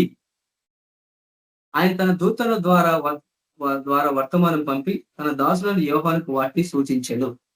అంటే సంభవింపబోయే సంగతులు, ఇదొక ప్రత్యక్షత. ఆ ప్రత్యక్షత వేరు, ఈ ప్రత్యక్షత వేరు. ఆ ప్రత్యక్షత సృష్టిని విమోచించేది. ఈ ప్రత్యక్షత ఏంటంటే సార్, అసలైన సృష్టి ఏది? క్రైస్తవ జీవితం. ఈ క్రైస్తవ జీవితము ఏ రీతిగా ఉంది, సంఘము ఎట్లా ఉంది, సంఘము ఎంత ఎంత భయంకరమైన స్థితిలో ఉందనేది యోహాను భక్తులకు దేవుడు బయలుపరిచిండు. తన దూత ద్వారా బయలుపరిచిండు. త్వరలో సంభవించమంటే దేవుని ఆయన రాకడ సంబంధించిలో దేవుని బిడ్డలు ఎట్లా జీవిస్తారు, ఏ రీతిగా ఉంటుంది అనేది, ఎట్లా జాగ్రత్త పడాలా సంఘాలు అనేది ఇక్కడ ఇది ఒక ప్రత్యక్షత. ఏం చేస్తున్నారు అక్కడ? అయితే ఆయన దేవుని వాక్యం గురించి, యేసుక్రీస్తు సాక్ష్యం గురించి తాను చూసేంత మటుకు సాక్ష్యం ఇచ్చాడు. అంటే ఆయన ఎంతవరకు చూసిండో అంతవరకు సాక్ష్యం ఇచ్చాడు. ఈ రోజు మనము ఎంతవరకు చూసినామో, ఎంతవరకు నువ్వు దేవుని గురించి తెలుసుకున్నావో అంతవరకైనా నువ్వు అనేకులు నువ్వు చెప్పాలి. ప్రత్యక్షత అంటే కదా రెవల్యూషన్. దేవుడు ప్రత్యక్షత అంటే ఏంటంటే అంధకారం ఉన్న వాటిని, మరుగైన వాటిని బయలుపరచడమే ప్రత్యక్షత. రహస్యాలు, దేవుని సంఘం ఇచ్చిన రహస్యాలు, మర్మాలు, దేవుని యొక్క దైవత్వము, ఈ లోకంలో ఏం జరగబోతుంది, ఎట్లా సిద్ధపడ, అవన్నీ అది ప్రత్యక్షత. యోహాను భక్తులు చూపించిన ప్రకటన గ్రంథం మొత్తం రాసినైనా. ఈ రోజు సంఘాలు అట్లా లేవా? ఖచ్చితంగా ఉంది. కాబట్టి ఇవన్నీ సమయము దేవుని రాకడ బహు సమీపంగా ఉంది. కాబట్టి మనం సిద్ధపడాలా, అనేకులు మనము సిద్ధపరచాలా. మన కొరకు ఈ సృష్టి ఎదురు చూస్తుంది. నువ్వు ఎక్కడ సేవ చేస్తావో, దేవుని ఎక్కడ నడిపిస్తాడో తెలియదు. ప్రార్థన పూర్వకంగా మనం తెలుసుకోవాలా. పౌలు అంటాడు, క్రీస్తు నామం ఎరగని చోట నేను ప్రకటిస్తూ అంటాడు. మరొకడు పునాది నేను కట్టబడకుండా నిమిత్తము రాయబడిన ప్రకారము ఆయన నామం ఎక్కడ ప్రకటించబడలేదు అక్కడ వెళ్ళి నేను సువార్త ప్రకటిస్తాను అంటాడు. యెరూషలేములోని చుట్టుపక్కల ఉన్న ప్రాంతం అన్నిటినీ సువార్త ప్రకటించి అంటాడు. అట్లా మనం చెప్పగలమా?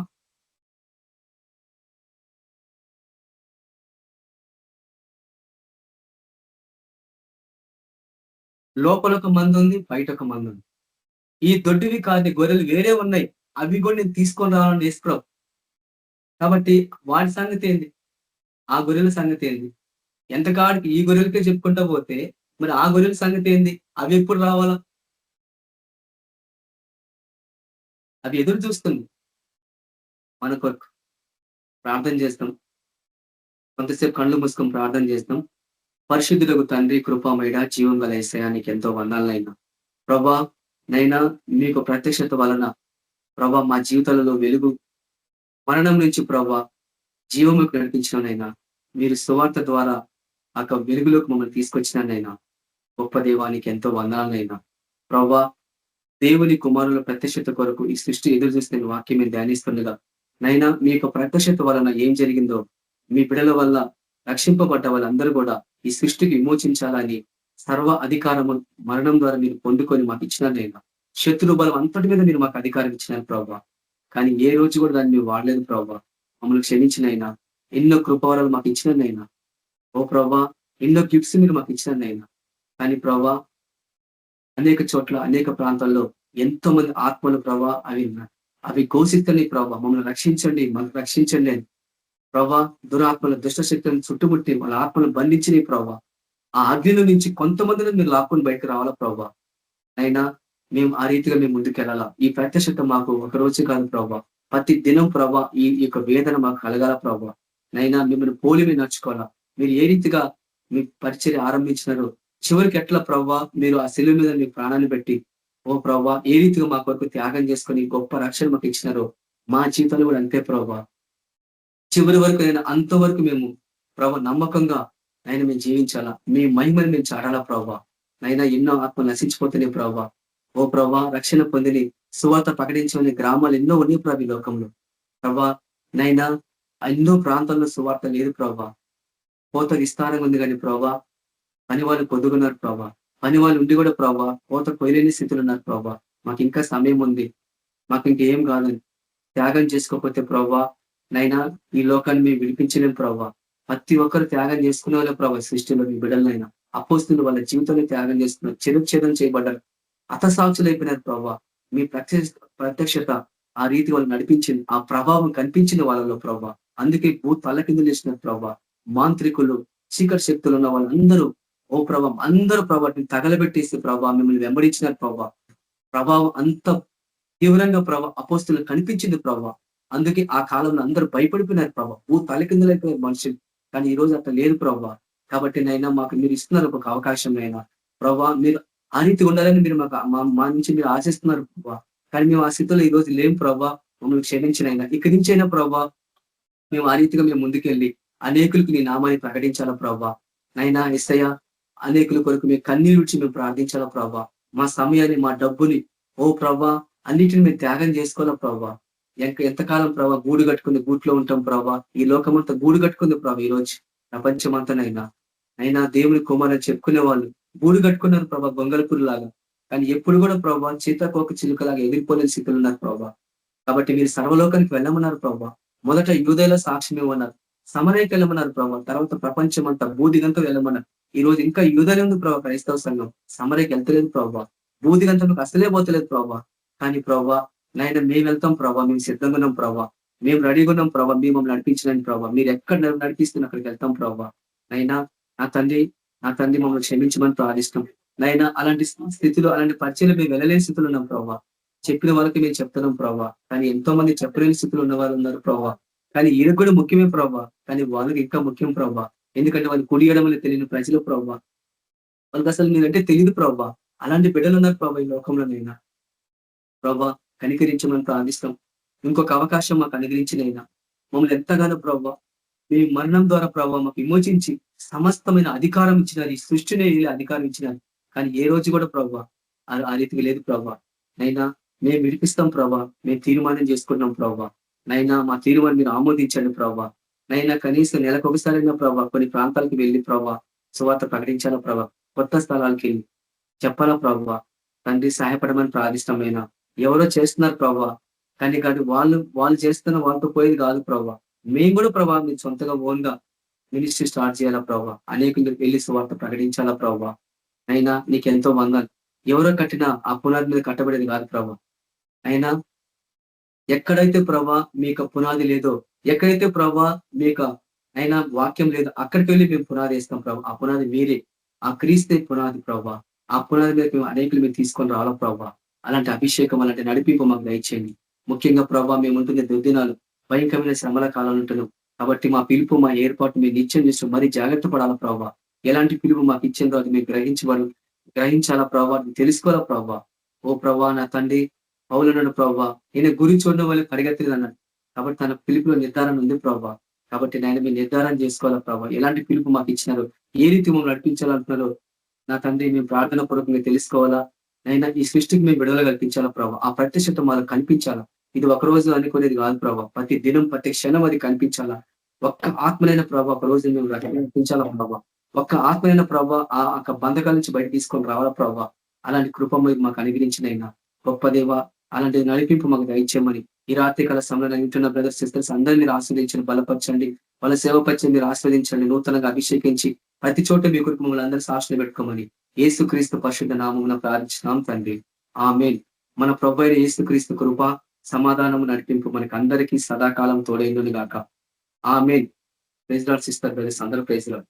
Sisters, brothers, praise the Lord. Praise the Lord అందరికీ.